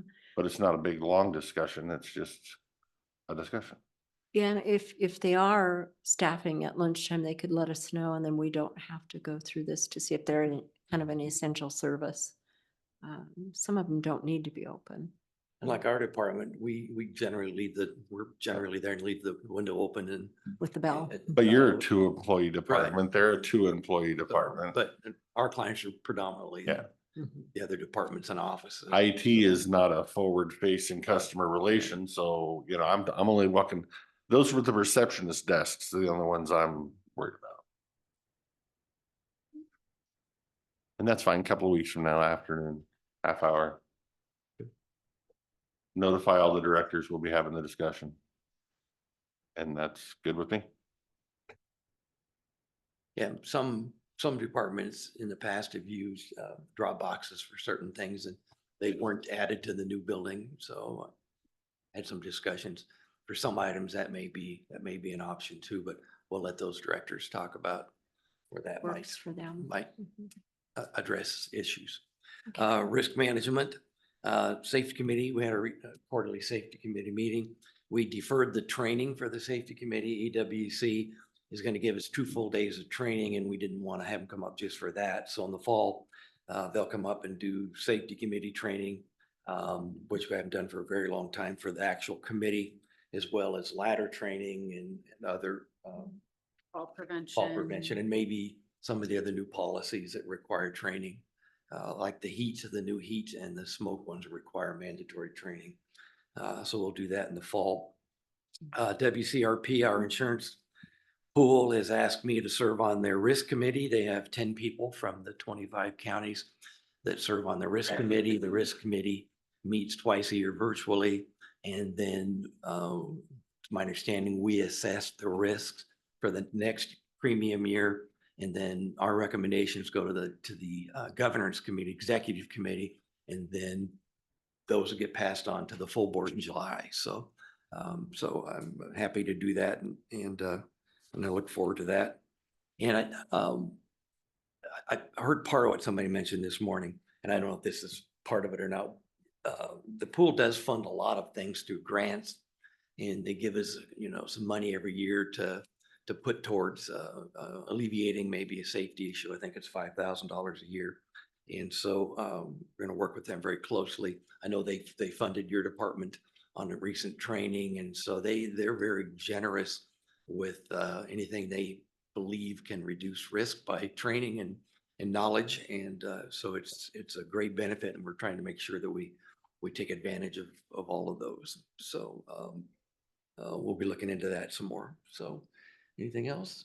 Any questions for Casey Ryan? No, other than, for me, it only brought up now that if this board is choosing to do a Department of Corrections, I know they have a law enforcement simulation training with that insurance pool. I'd be curious if they had correction simulation training. And it might pay for us if they do, to set up whatever training they offer towards the end of the year when we're assuming we're gonna have control. That way we can hit the ground running.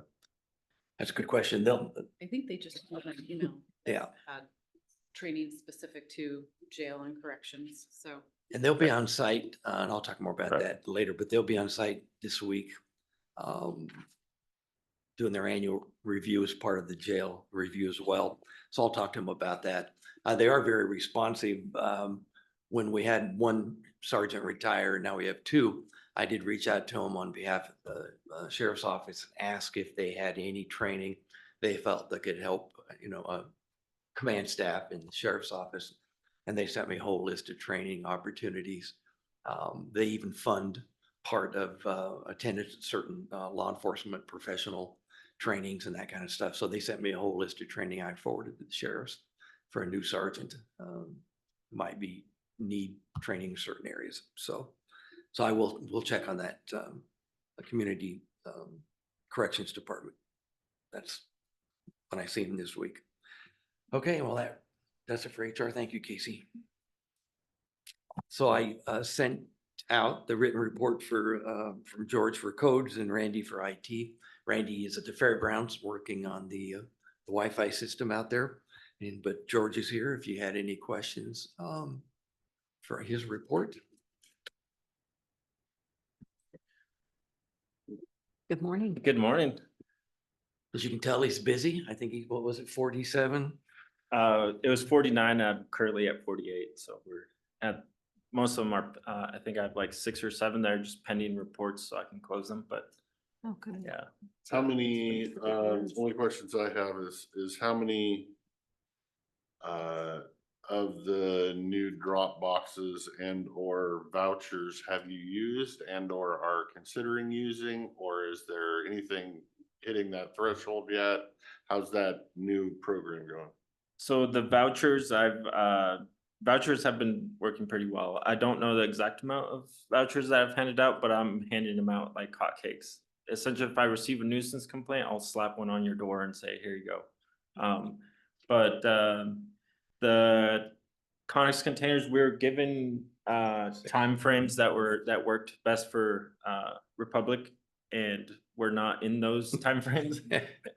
So we were forewarned that we would be at the bottom of the queue if we were ever to request containers placed on properties.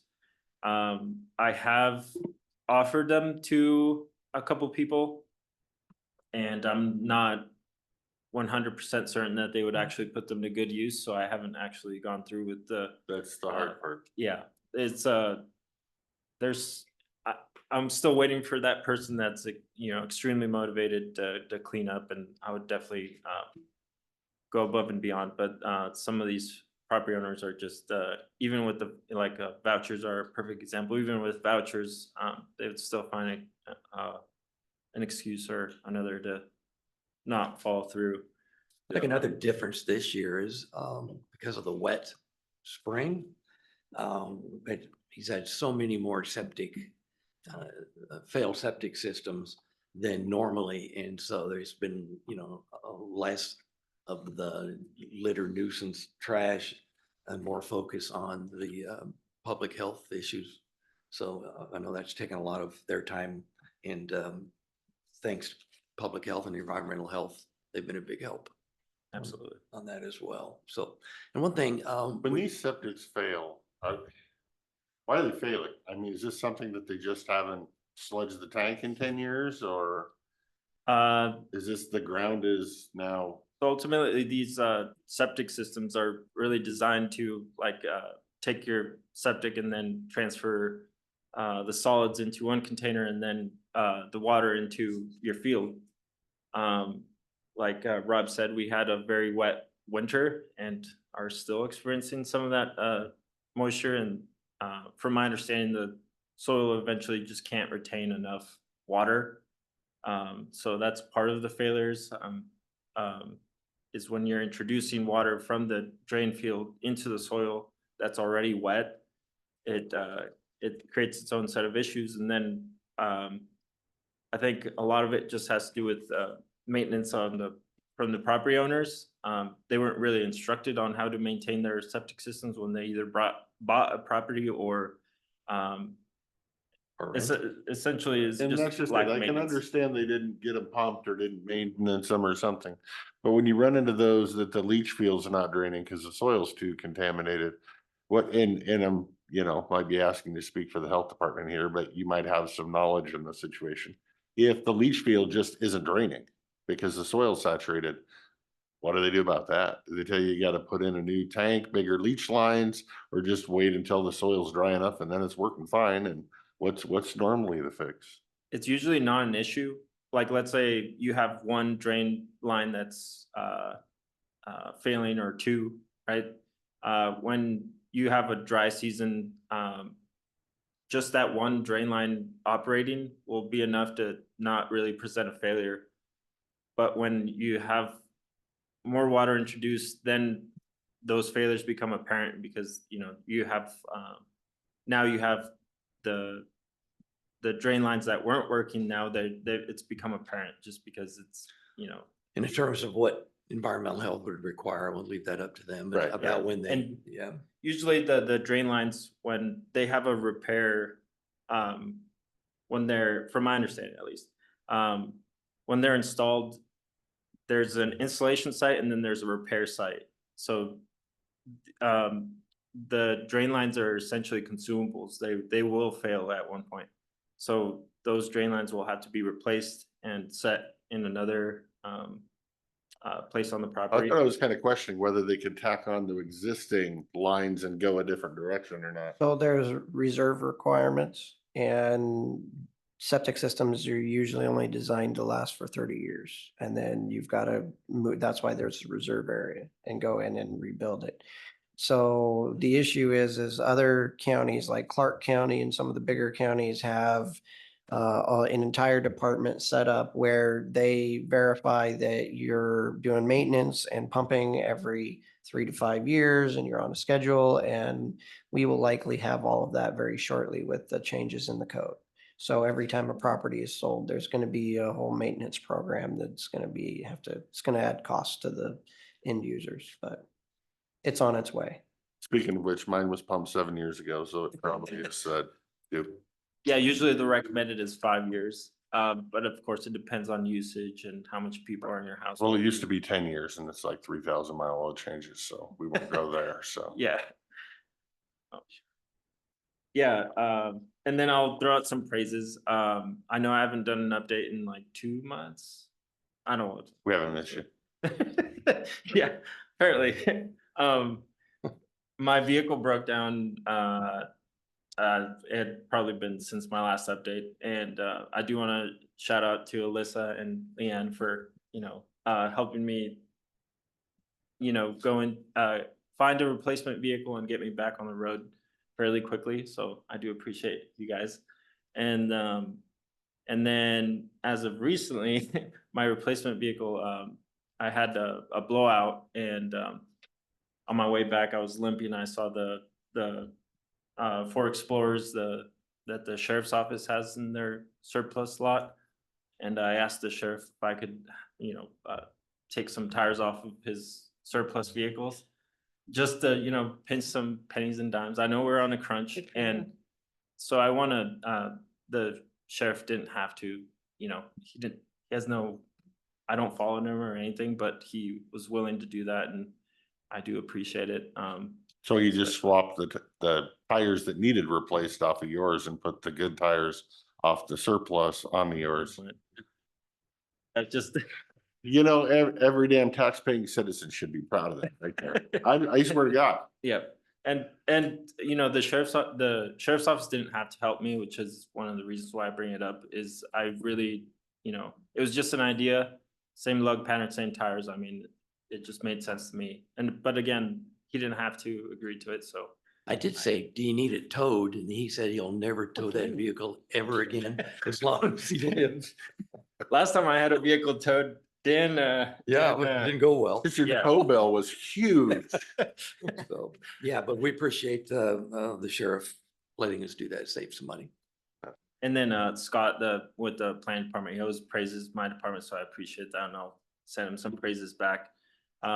He's been very receptive to any ideas that I have, and he's willing to run with some of the ideas, even if some of them didn't work out. I do appreciate, him entertaining the ideas that I have and bouncing off some ideas of what they were doing in the county that he was working before. And yeah, he's been an asset to this county, that's for sure. I agree with that. Good. Any questions for code? You didn't pick one of the cars that are already sitting out there that had a flat tire, did you? I hope not. Yeah, but I would say half the flat tires out there just need air because that would move for 5 I years. did go to Les Schwab, and it had been a while since I've bought tires apparently, because I was shocked at the cost of tires, and yeah. I was like, I just need tires, not my whole new car. Well, and keep an eye out because it seems like every department is getting rid of snow tires and studded tires that they've had in the past. And so if they fit the thing, go snag them. Yeah, absolutely. I'm sure Rob's got a Connex container at the, That's right, that yeah. you could store them in. Well, the solid waste will take care of you. And shout out to Rob for putting up with me. Thanks, George. George is doing a good job, and I appreciate working with him. All right, Jen.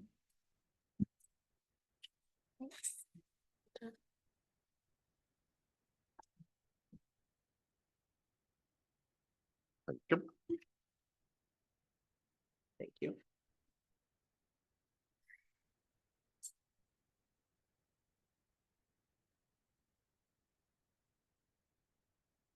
Just a written memo to outline the classes that I ended up taking, but I wanted to start off with 2025 budget is here. And Already here. Already starting a little late. So phase 1 of the budget process will go out this week now that I'm back and doing the budget roll. I will need a budget directive from the board. I assume status quo, but please let me know if that would be different. The auditor and myself need to get the call for budgets out next week, end of June.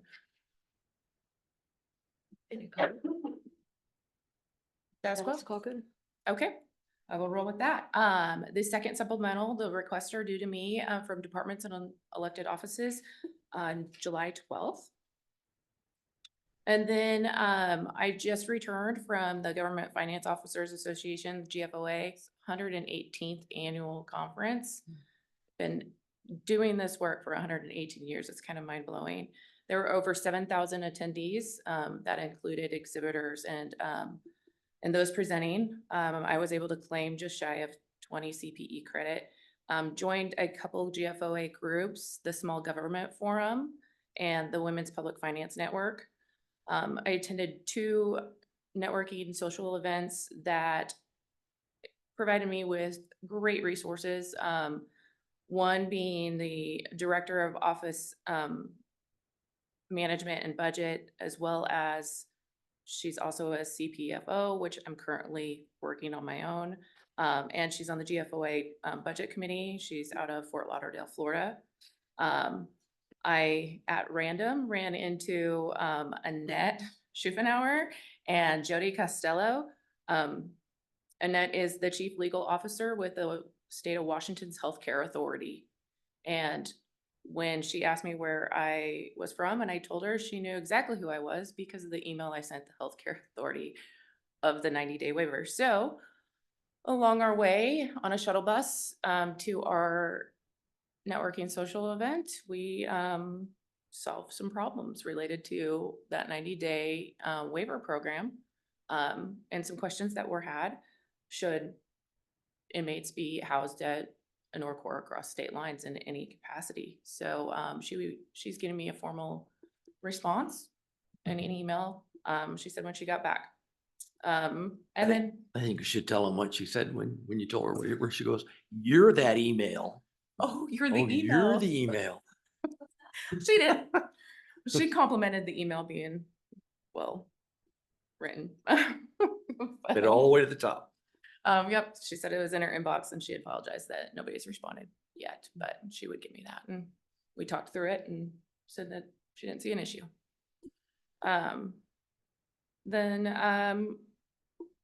a handful of people that I have the pleasure of, one of them knowing from my first GFOA training in California like 3 years ago.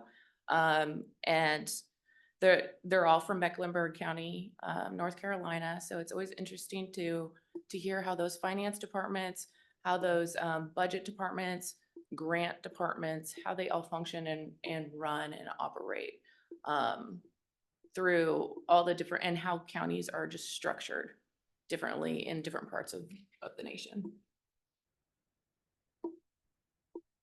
Any questions for me? So I think the main point we want to make today is Jen's pivoting away from the jail mostly. There's some pieces of that she'll still have to work on, but focusing on the budget. That's just Gonna go fast. we just have to Mhm. we have to do it. So Yeah, questions? relationships are awesome. The conferences I found with the conferences, my best takeaway is relationships. Oh, a couple of these people, or at least one of them, like I stay in contact with on a regular basis throughout the year, every year, bounce ideas off of what are you guys doing here? How are you handling this? And so to have those other people in those key roles that directly, I have a direct coordination with in my current role is huge. It's extremely helpful. So the budgeting in a post-ARPA world, what were the lessons learned and takeaways from that? What are you hearing out there? Long-term planning, strategic planning, and shifting budgets away from honestly how we budget to priority informed budgeting, which is something that we could all talk about in a workshop. It's a direction I've actually talked about for a couple of years now, but we can talk more detail. And even though I was only able to attend, go to these classes here, there was way more than I wanted to. It was just schedule conflicts and I had to pick which one was going to be most important. What GFOA did this year, when you go to this conference, it's so big, they have their own app and they loaded all the slide decks to every class. So I have access to all of the information from those classes. Unfortunately, they don't record the sessions of the speaking. That would be phenomenal if they did. But I was able to, I have access to all those slide decks and had sent an email out to all those that I thought could find use of those slide decks and was willing to share them if they would like them. Okay. Great. Thank you, Jen. Glad you For came everything, back. Jen. It was nice. All right, one thing I missed on code, and I know the workshop is the day after the holiday. George has identified 5 or 6 fairly mild changes to the code. And we're wondering if we could come in Thursday and have a casual discussion just to kind of toss them out there. We'll send them to you and then he can explain them. And then if not, we can move it to another one if it's too late. I just. We changed to next. We don't have a. Oh, you moved Yeah. it? Yeah. Well, can we get on that? Can we get on Yes. that one? Okay, that's what okay, perfect. So I'll just Have a work little with, more time. I'll work with Lisa. So, Well, unfortunately, that's not gonna help me tomorrow on, or Thursday on, the jail, but anyway, I'll cross that bridge when we get to it. The jail report, as you know, I've, broke it down into, 4 different pieces, so I'm gonna stick with that format. Direct staff to prepare documents for creation of a Department of Corrections. I'll submit that resolution this week. It'll be on, the consent agenda or the agenda next week for your review, and to see, approval, should you so decide to do that. The consultant, his name is Mr. Jose Briones from Island County. I've been asked his name. I talked to him about it. He's, he's fine with people knowing who he is. I thought he was going to start his review this Thursday. He's actually going to start Wednesday. So I'm working with the sheriff to see if that'll work. If not, we'll have to push him to Thursday. He does have a presentation he likes to give to stakeholders about what the review is going to be like, what it's going to cover. I was hoping to get on the workshop when this morning found out he's actually starting Wednesday, but if we're not having it, maybe he can come down next week. I don't know if he can do that and go through, outline the process. He'll start with the sheriff's office and let them know. But I know you'll have questions about what he's looking at, what he's doing and that kind of stuff. So I'll work with him. To It see would if be we- nice even if he could jump on a Tuesday Zoom for half an hour. Yeah, I'll to see give if us, maybe he can do it at the next workshop scheduled or the unfinished business and do it over, Zoom. Because I think it's important. So I didn't know he was going to do that. I appreciate he's going to do it. And the miscommunication is my fault, not his. But he is going to get started this week, and as well as I think 1 or 2 of the risk managers from the insurance pool will be here as well with him. And the third part, the supplemental review, again, Jen, it won't be a supplemental budget, it'll be a transfer.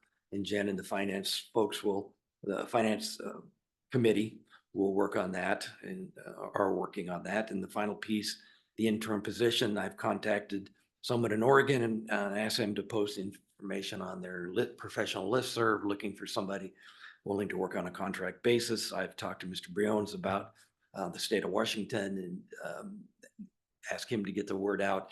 And I've sent a message to Prothman. You guys mentioned Headhunter to see if they offer any kind of service for looking for this type of limited duration contract position.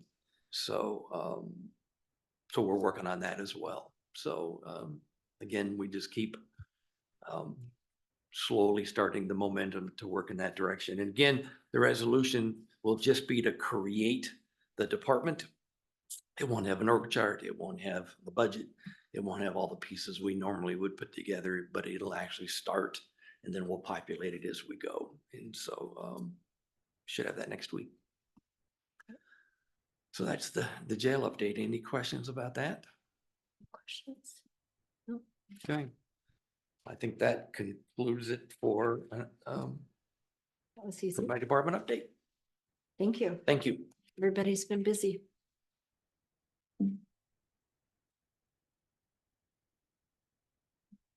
Thanks for everything, Rob. Thank you.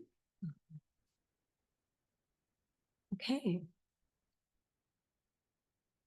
By the way, I got the best team right here. Best room.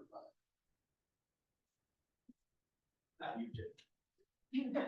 I see, I was wondering if Mr. King had something, but I see he's leaving the room. So that is the end of our agenda for this morning. Anything else from either of you? Not, I would entertain a motion for lunch. Madam Chair, I would make a motion to recess for the lunch hour. I'll second the motion. Motion and a second. Any discussion? One quick piece of discussion. 1:30 is an update from Fish and Wildlife. Where's Canyon Creek? Anybody know? The Where this Canyon? Canyon Creek project Bring an is? update. Did we look that up last week? Where did we come up with that was? Sounds like I'll need to ask them the question. Yeah. I was thinking it was northeastern county, Canyon Creek. But I'm not. I'll get sure. it from them. Good enough. Okay. Thanks.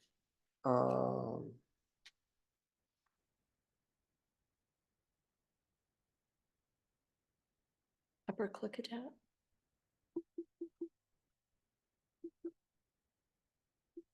That was- No, it goes through the wildlife refuge. Okay, because I was looking at trying to do homework on that one, Okay. and I had absolutely no idea where At that Glenwood? was. No, the wildlife, the Soda Springs Okay. unit out here. Oh, yeah, that's Yeah, right. We did find it. Yeah, It was oh, about that. and they Yeah. sent an email with the parcel number they're looking to Uh-huh. acquire. I So remember that. it's Okay. pretty steep up on that hillside. Okay. Thank you. That's Yeah, all they I have sent for it a while discussion. ago. Okay. So motion and a second discussion. All those in favor? Aye. Aye. Aye. We'll see you after lunch. Motion passes. See you at 1 o'clock. Hi, it's 1 o'clock and welcome back to the regular session for June 18th for the Klickitat County Commissioners. So we will start with a bid opening.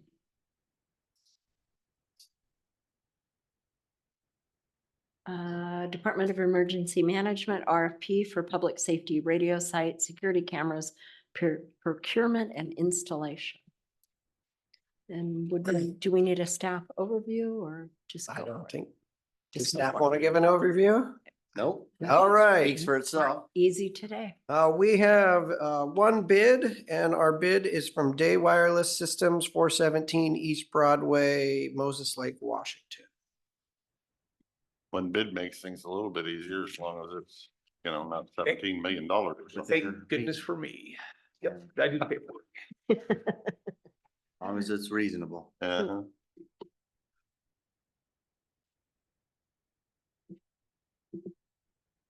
Did you have a estimate? No. Do you have an estimate in your mind? Yes, Do you want to let us know what your yeah, guess? we have a budget of just at 60. Okay, we have. Let me double check, there's not another page.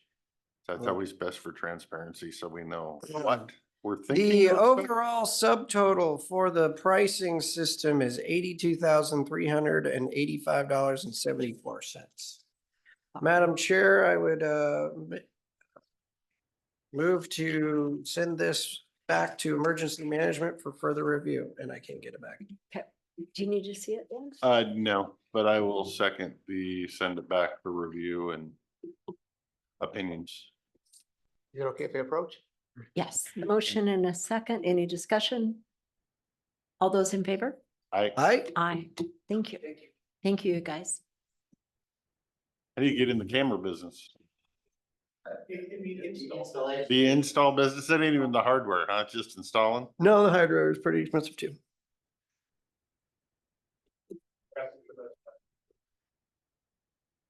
How many radio towers? How many cameras? The bid was for up to 9 hours. We prioritize how many we can get done with the funding that we have. Thank you. I'll see you later. Thank you, Frank. Thank you.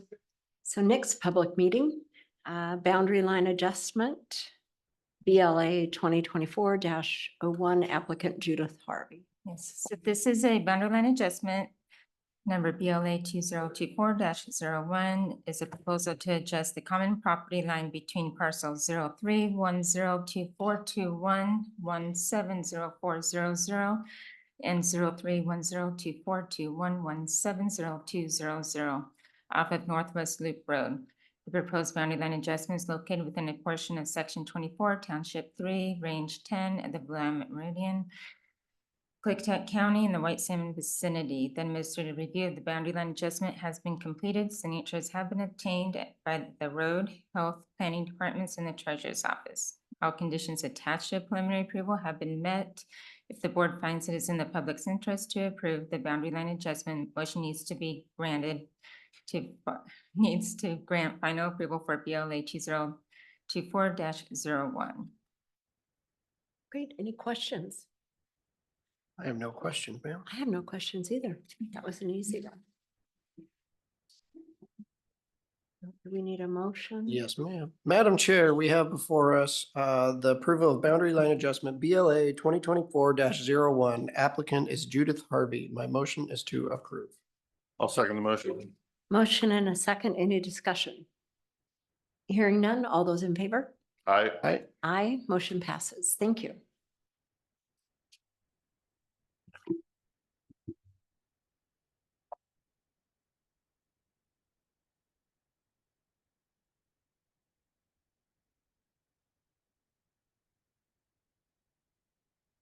They their own things. Yeah, just. Let's see all these fancy things like that. Third one's turn.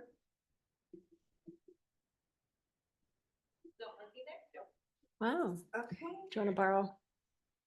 This is a special pen. This is what actually is.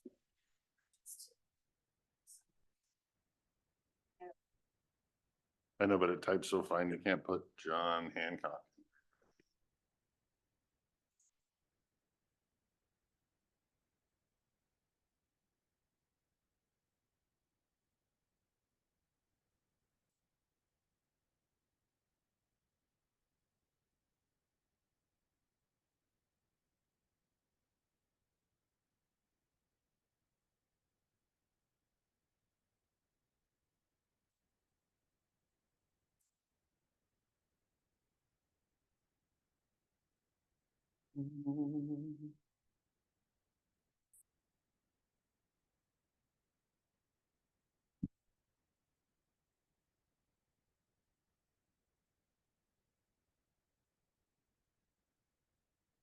Thank you very much. Great. So we're a little bit early, but I think our guests have arrived from Fish and Wildlife. Come on up to the table. Thank you. So we're having an update from Fish and Wildlife on a Canyon Creek project. Is it possible to plug in my computer for a presentation?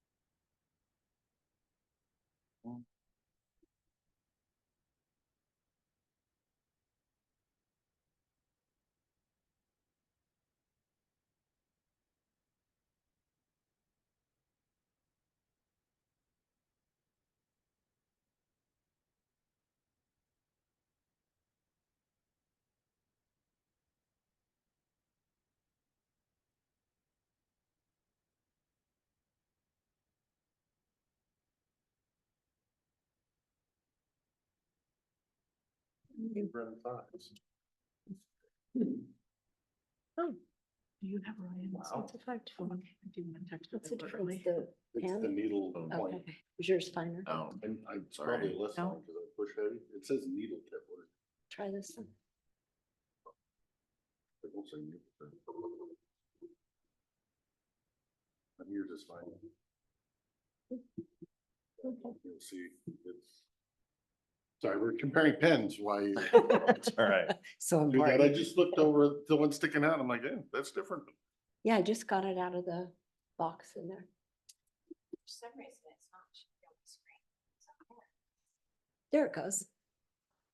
Does that work? It's not showing up on your deal. Oh. Wonder if it's on my Zoom. Yeah, I'm not showing it on here either. I'm good. So the public is not seeing this. We're seeing it, but everybody tuned in from their house is not, which is the problem, which is weird. It's gotta be on our end. I'm happy to wait. The easiest thing to do is to have you guys log into Zoom and share your screen, Okay. the county Zoom. Yep, I can do that. Good call. I thought that was already the way it was going.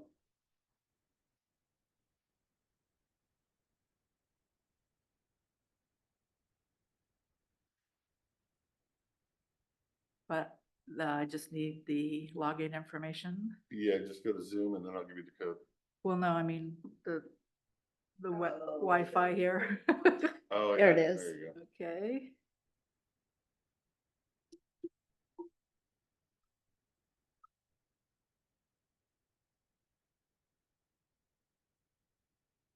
Maybe.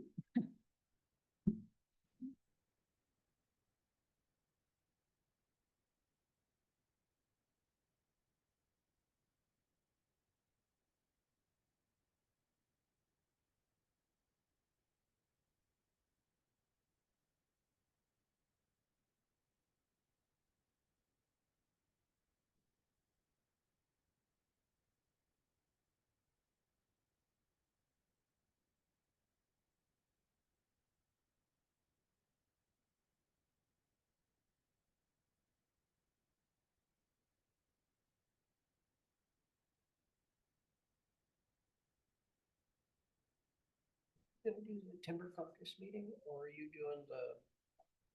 And then make sure you join without audio. I'm not gonna do either of them. Okay. I had something else come. Both on the same day. I know it. No, and I let them both know. Are you gonna try to zoom in or are you busy too? Well, I was busy that day. Mm-hmm. Everything's stacking up.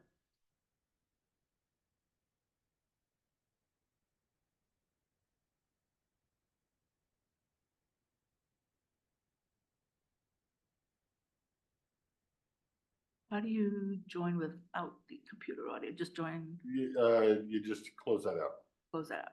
Okay. Still not showing up on ours. She hasn't showed Yeah, that little green thing. Join. Just hit continue. Join without, yeah, Continue. just continue Got there. it.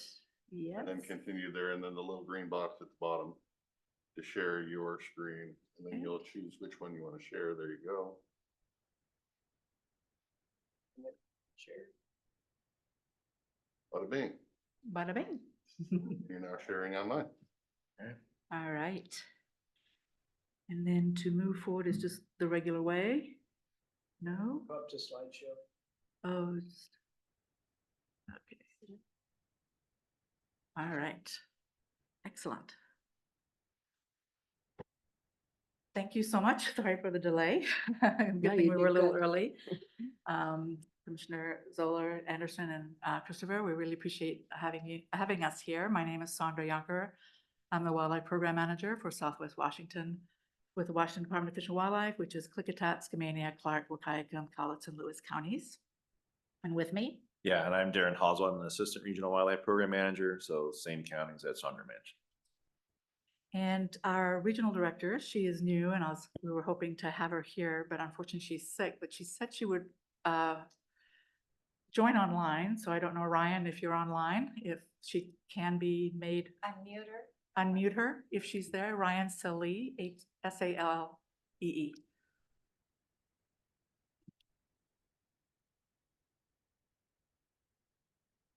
Not seeing that one unless you got a different name. Not seeing that. Okay, she's probably thinking 1:30, so that's okay. When she comes in, well, hopefully she can say hi.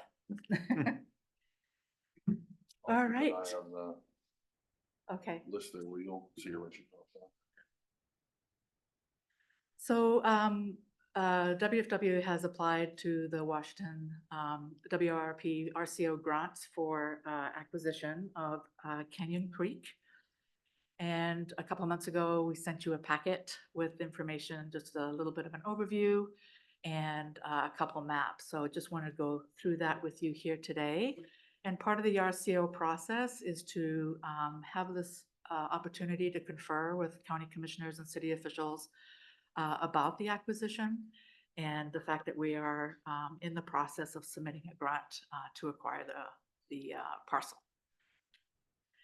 So as you saw in your package, it's 80 acres of undeveloped land that secures protection of the confluence of Canyon Creek and Bowman Creek. Has a lot of different habitats and a lot of different species. And this is just repetitive of what we had provided to you in your packet. So I just want to reference where we are again. As a quick overview, can you see my cursor? Yes. Okay. So Goldendale, 142.97. This is the Soda Springs unit of the Klickitat Wildlife Area. And then this acquisition is a zoom in of the Klickitat Wildlife Area. So little parcel right here at the bottom of 80, which is 80 acres. This was also part of your packet. And then when we zoom in, we can see this is the 80 acres, and you can see that this is Canyon Creek right here, and this is Bowman Creek here. So it's the confluence of the two. Why the interesting map? Is that just you get land where you can get it when it's available? Because there was, This one here? yeah, it's like a weird finger down the right. So, yes, it's when it becomes available. Or for example, in this situation, the landowner approached us with wanting to sell it to us.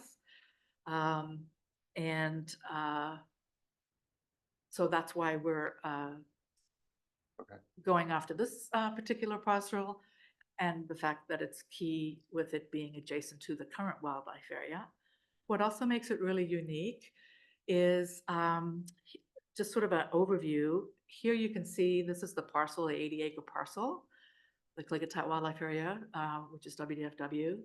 Right adjacent to both the wildlife area, the current wildlife area, and this parcel is DNR land.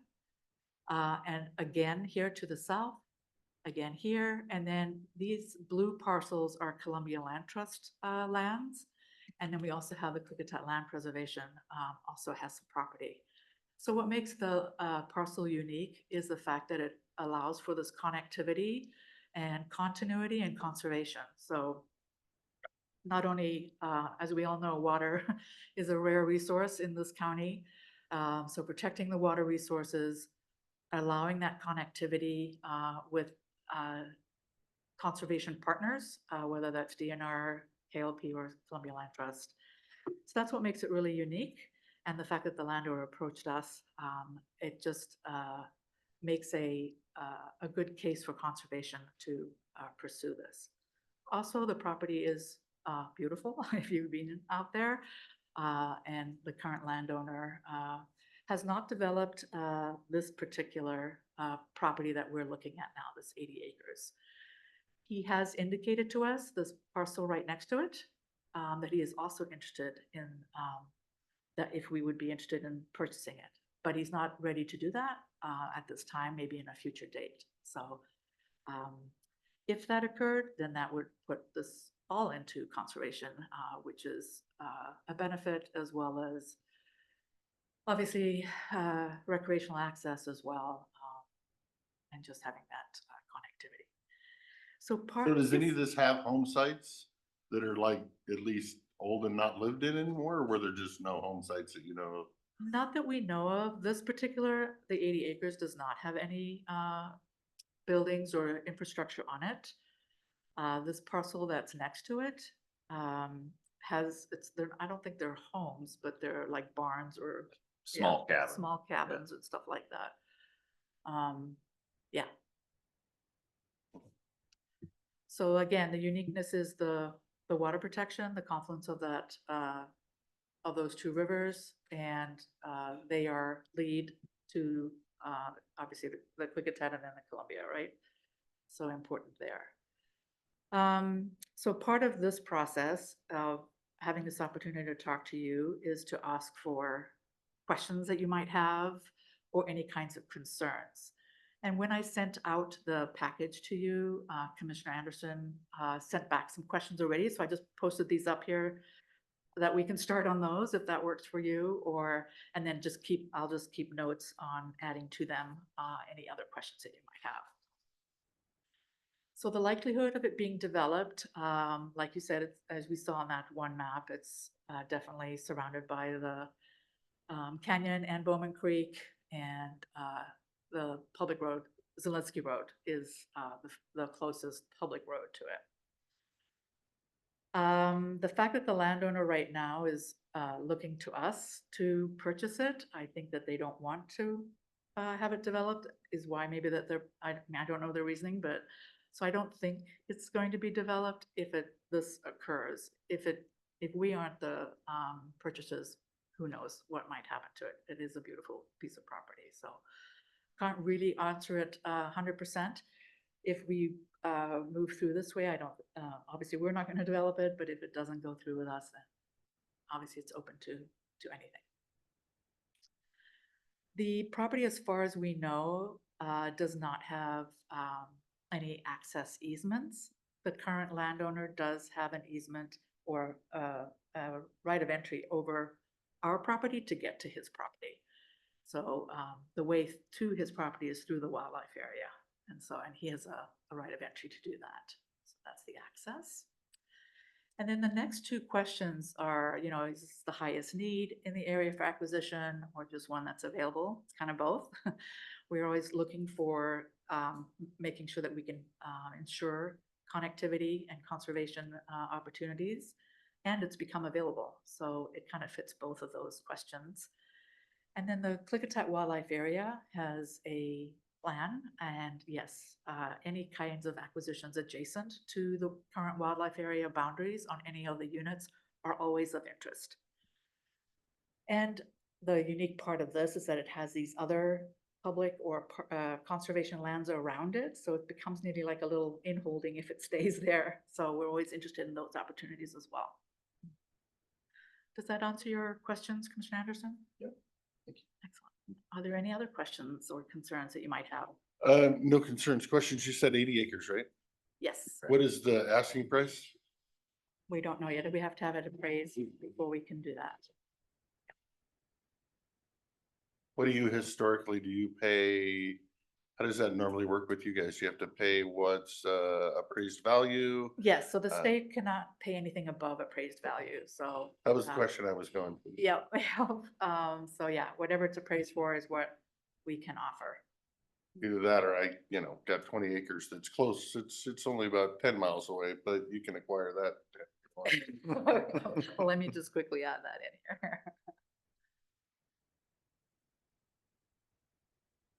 No questions.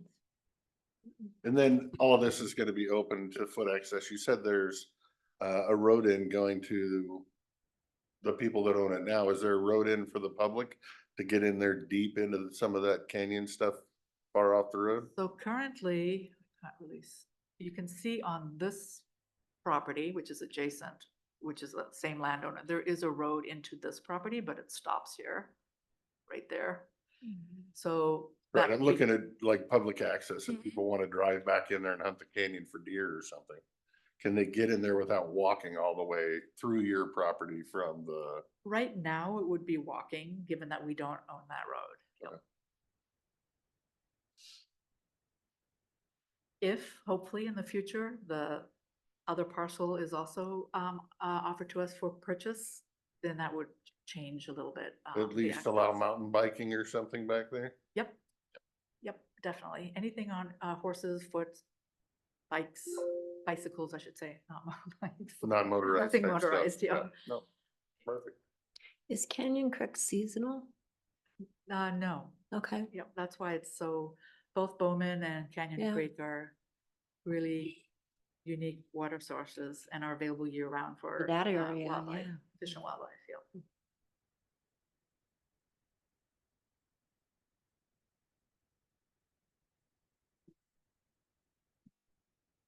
I don't have any other questions, Madam Chair. Neither. We're easy. Okay. Unless they can change Fish and Wildlife's interpretation of an electric bicycle. If Fish and Wildlife would, because you allow, mountain bikey type things to go in, but somebody that, may have a disability and needs an electric bike cannot go in because you don't allow electric Interesting. bicycles. Yeah, so we So really. that is It's a kind of in big opposition to pet state peeve of parks. mine. Just No, I so you understand know. it. No, I understand that. That's different. It is something of interest, obviously, to many agencies. And Department of Fish and Wildlife and DNR participated in a sort of like a prelim study to evaluate what this would look like per request of the legislature. And we did complete that and submit that. So right now the definitions haven't changed, but I don't know what came of that actually. It's just interesting to me because they both leave the exact same footprint on the dirt. One of them gives access to people with disabilities and one doesn't. And yet you don't allow access to people with disabilities. That's right. So This is our state government here. is it termed just- as non-motorized and the electric bikes are identified as motorized? Currently, yes. Yeah. And when we do allow opportunities for people with disabilities to come in to get a special permit to use electric bikes and Oh, things too. geez, so, that's news to me. on our Yeah. land, so. Okay. Interesting. So Yeah. they can bring you a, whatever, a handicap parking pass or something and show they're disabled and be able to use them. Yeah, yeah, we've issued permits in the past for folks like that. Interesting. Definitely. There's a place over in Oregon that does the same. The only negative is everybody doesn't know that. So then the person with disabilities gets chewed out on the trail every day because everybody else doesn't know that. So they get yelled at for having a bike in an area where they don't, and they have to, anyway. This will be fixed eventually. They will come to their Yeah, senses. I think it's in discussion for sure and in process. The US Forest Service has their definition, and so it's important to work together, so that it's like, what property am I on as I'm bicycling, right? So I think you're right, it's a process, and I think we're in it right now to understand it and how do we define it, and then where does it allow folks to go? Why have my fingers crossed? It has nothing to do with this project. No, I hear That was you. just a side pet peeve. No problem. I won't put I that have on plenty of here. pet peeves, with Fish and Wildlife, so that's just one of them. That's just one of them. That's Okay. just one of them. Most of them are with Oregon's Fish and Wildlife. So All you're right. off the hook there. Madam Chair, for me, this is a willing buyer, willing seller. And this board has always supported that in principle. And Fish and Wildlife has paid their PILT payments every year. So it's not like it comes off the tax rolls and doesn't hurt the public. So if you wouldn't mind, I would make a motion that we have staff draft up a letter of support for this acquisition. I will second for the sake of discussion. Motion and a second discussion. I agree with what Commissioner Anderson said, but I would add that I would not sign off with a letter of support unless it was open to the public. Because right now it doesn't have to be open to the public, so I believe it's in the public's good. No, if we acquire it, it's If- automatically open to the public. That's what I'm saying. I think it's in the public's good for you to acquire the property. Other people that ask to acquire property Oh, may I not see. allow access to the public. Which to me is a prerequisite for anything I sign up on, so I'm in favor. With that statement, I guess, are we in discussion? Sorry. Yes. When like the industrial forest lands turned their property off in Columbia Land Trust and the other DGS and those guys shut it off, does Fish and Wildlife ever shut off public access during high wildfire or red flag events? Well, so during fire events, there are bans on certain things like target shooting and things like that. I don't know if we've ever closed due to fire, not that I'm aware of. Yeah, activities have been restricted, but Yeah. not access. Okay. Interesting. Yeah. Not that I'm aware of. That it? Okay. Oh, Ryan, What's not showing it? there she is. Oh, you know what? It just stopped sharing yours. Oh, there you go. Oh. She's on the little screen. But she's muted. Hello, good afternoon. We've been started waiting here for like an hour and a half for you to show up. Stop it. I was told 1:30. My goodness. We went Such early. a pleasure to be here. So Thank you. Ryan, yeah, we were a little early and got on the docket a little earlier. So sorry about that, but thank you for joining us, and I want to introduce yourself. Thank you so much. Yes, I'm Ryan Slee. I'm the Southwest Region Director for WDFW. I joined the agency just over a year ago, and I've had the great pleasure of working with Sandra and Darren, learning more about this project. And I'm sorry I can't be there in person. I had fallen ill and thought it best to join virtually, but I do look forward to a time that I might meet you all in person. Thank you. That's great. Thank you for zooming in. I have no further discussion, ma'am. Mr. Anderson, I think so. All those in favor? Aye. Aye, motion passes. Wonderful. Thank you so much for your time today and for the discussion. you. And anytime you're looking for anything to discuss, we're happy to come back and talk to you. Electric bikes. Your staff did a great job. Well, thank you very much. Thank you all. Thank you very much. Yeah, thank you. If you ever form some electric bicycle Committee. committee to look at it, let me know. I'll be happy to either sit on it or I got the perfect person for you. Okay. Cause that's all they can talk about to me when I talk to them anyway. Yeah, I'm done. Sorry.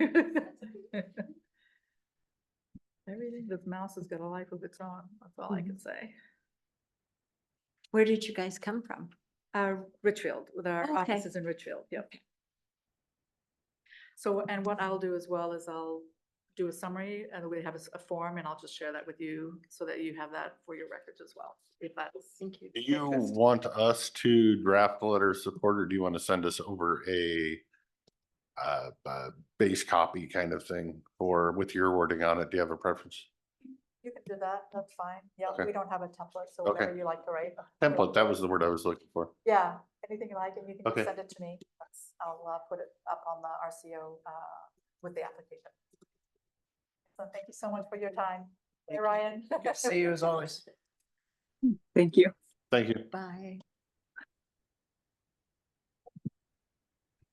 I don't know, you're lucky the meeting's over for the day. You got me all wound up on electric bikes now. Yeah, you know, it's interesting. You can use them on state parks. Some do, some don't. The property up here in the Simcoes doesn't. That's the beef. Which Well- property? The private property or? I know up here on the Simcoes, I believe it's a property that Fish and Wildlife took over up here. Oh, that portion. The timber property. That's what Um, brought the question on. And Got it. I had somebody tell me though, that they bought 2 electric bikes and they thought, oh, this will just be great. And it's really pretty much a workout. Well, I would say my in-laws bought 2 electric bikes and then they moved and left them with me, but they bought, I would call them more boardwalk style bikes, short little handlebars straight. They're supposed to be mountain bikes, but I mean, if you're riding them on concrete, you're good to go. But they're not easily. And then I don't know if you've seen my road. My wife's just whipping right up there and the fat guy's got to do a little work to get the bike to the top, but on the straightaways, they're great. I would love to, I guess that's my worry with the rails trails. I would like to go down that, but she would be whipping right back up the hill and I'd probably be huffing and puffing and having a heart attack the whole way. I don't mind a little assist. Go but 2 Lyle. If you're coming up, it's the go 3% one, grade. right, go one way and not back the other way, right. Yes, I walked up. But then it got to I mean, because these little boardwalk handlebars, I know we're completely off topic to some of our members of the public. You hit any kind of a rock, it'll just, so it's not the most. Yeah. Any new business? Unfinished business?